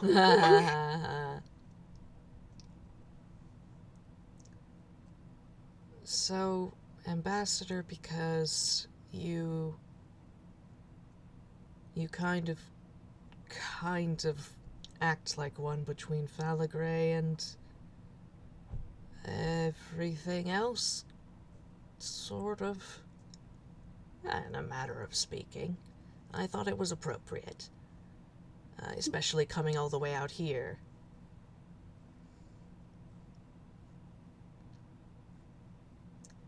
I am not quite officially representing the Time Czars out here, but I have to carry myself in a manner that reflects properly on us. Because, quiet or not, our interactions with these worlds reflect on us and tend to be remembered, if not identified or recorded correctly. They rarely know what to call us, for one thing. But you can still be traced.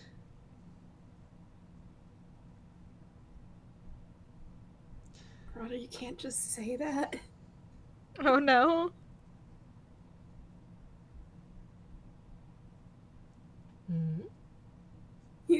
He handed me, man, this guy should just go traveling with like a tour guide or something. Just if he wants to be a good be an ambassador, you could also learn about the people you're being an ambassador to. Uh-huh. Yeah. And I'm like, how would you even phrase that, dude? Yeah, it was kind of tongue-in-cheek, but at the same time, you get the sense that, like, he wouldn't be opposed to actually doing that, in some capacity. Yeah. It's just that the Time Czars aren't doing that. Yeah. He's just gonna go for it. It's just like, I think there's a couple of tour guides around Toontown. It's like not a lot, but at least you can go looking around the local area. go adventuring. Maybe not like full adventure, but you know. Probably best I not got too involved, but something like that. Perhaps I could do that. There's... Huh? You can go. Be careful though. Some of them will read like a plot hook, and you should probably steer away from them if you don't want to get too involved. Yeah, there was a whole ghost thing with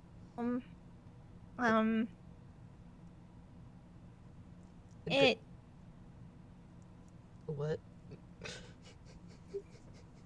Well, it was meant to be a ghost tour, but they kind of got stranded on the ethereal plane for a month. Oh. So well, maybe you should go to a museum. Oh, that's all right. I have no need to visit the ethereal plane. I can just... I see plenty of it most days. Oh, cool. Mr. True Sight over here.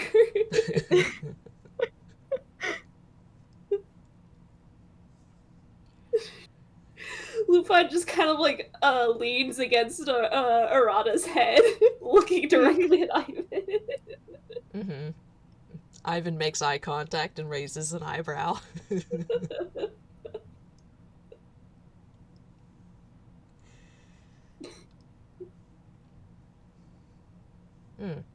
Yes, well, I did intend to look around a bit before I have to leave.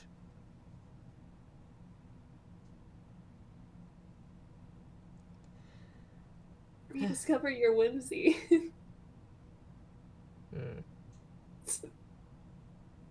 Well, Inkville's a very fun place to look around. Mm-hmm.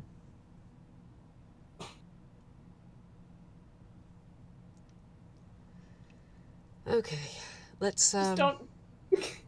Hang on. One last joke. Yeah. Just while you're out, don't drink any Toonkind root beer. Well, I don't like root beer that much, so I wasn't going... Why?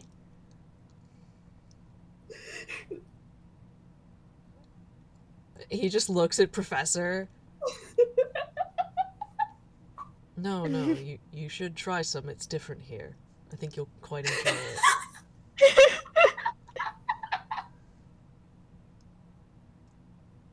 He kind of squints at him. Oh, dude, try new things.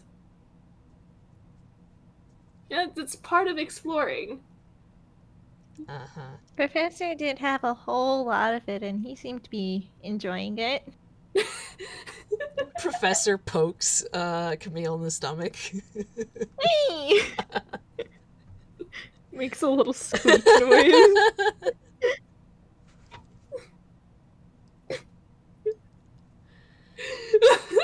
Interesting. Alright, well, I'll...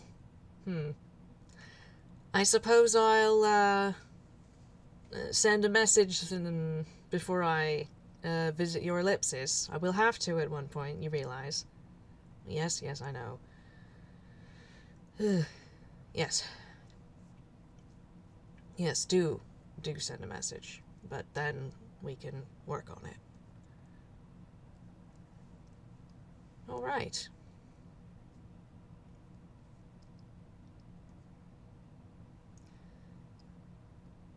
I sigh as Mule hands me something. Uh-huh. He wants to ask for books. Oh my gosh. Because he's a little nerd. Oh my gosh. And, like, he knows he can't ask for, like, you know, the textbook to a presumably semi-high level class, which involves the repair and upkeep of an ellipsis, but, you know.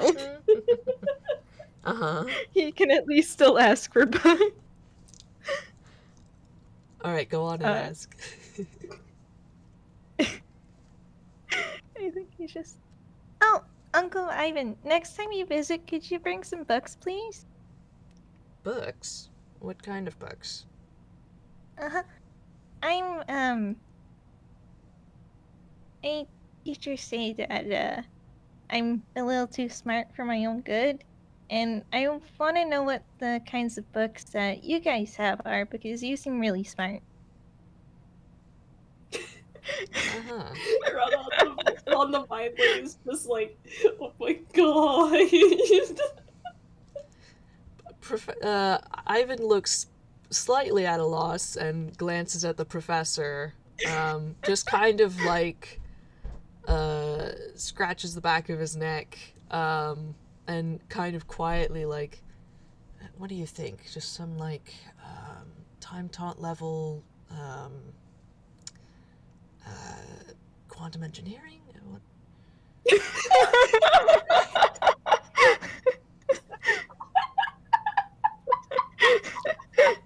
Yeah, that works. Professor's like, yeah, something basic like that.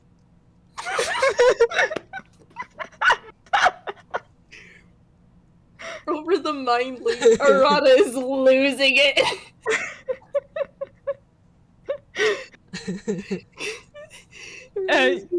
On the mind link, quantum engineering for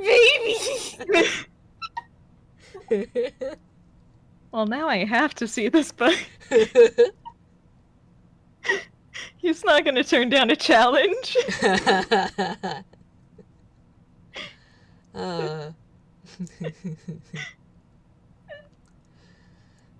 Alright, I'll see what I can scrounge up. Yay! Thank you.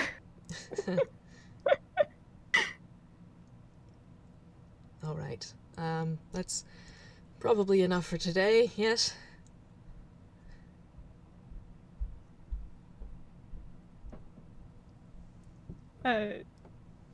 We'll look over at Ivan. There's a distinct impression that if he is allowed to stay, he will annoy Ivan further. I think he's like looking at Camille like, and then Professor like, yes, I think perhaps you lot should go back. This has been a lovely meeting. Okay. I suppose. We'll see you later. I suppose I will. Let's maybe swing by again with some more query.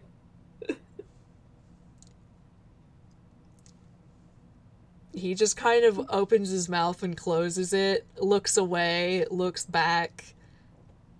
It was good.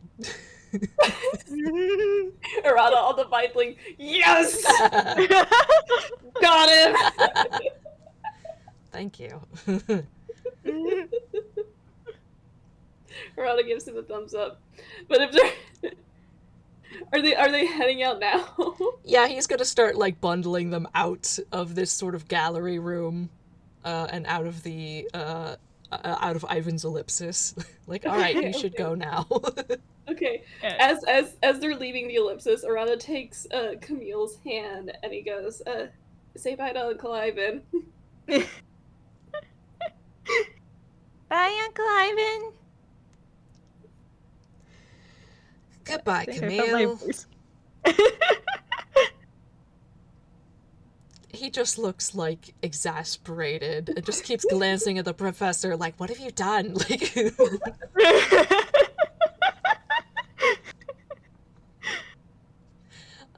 Professor just grins cheekily at him and takes the boys out, and they leave. I think the moment they're like out of eyeshot and earshot, Camille just drops the baby act. It's just, oh, that was exhausting. Tell me about You good? Let's say we go out to eat tonight. Yes, let's. I think that works. Thank you too for helping me with that. I don't think I would have lasted that long without your help. Yeah, of course. Well, happy to help. All right. I really think he doesn't know how to deal with me. No.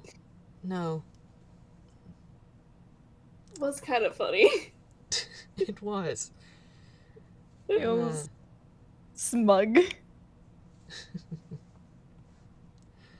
All right. Let's go get something to eat. And yeah, that's all I got. All right. Woo. Thank you so much for running this FPS with me. Thank you for having much. us. Yeah, it was fun play. Absolutely, I'm glad. Whew.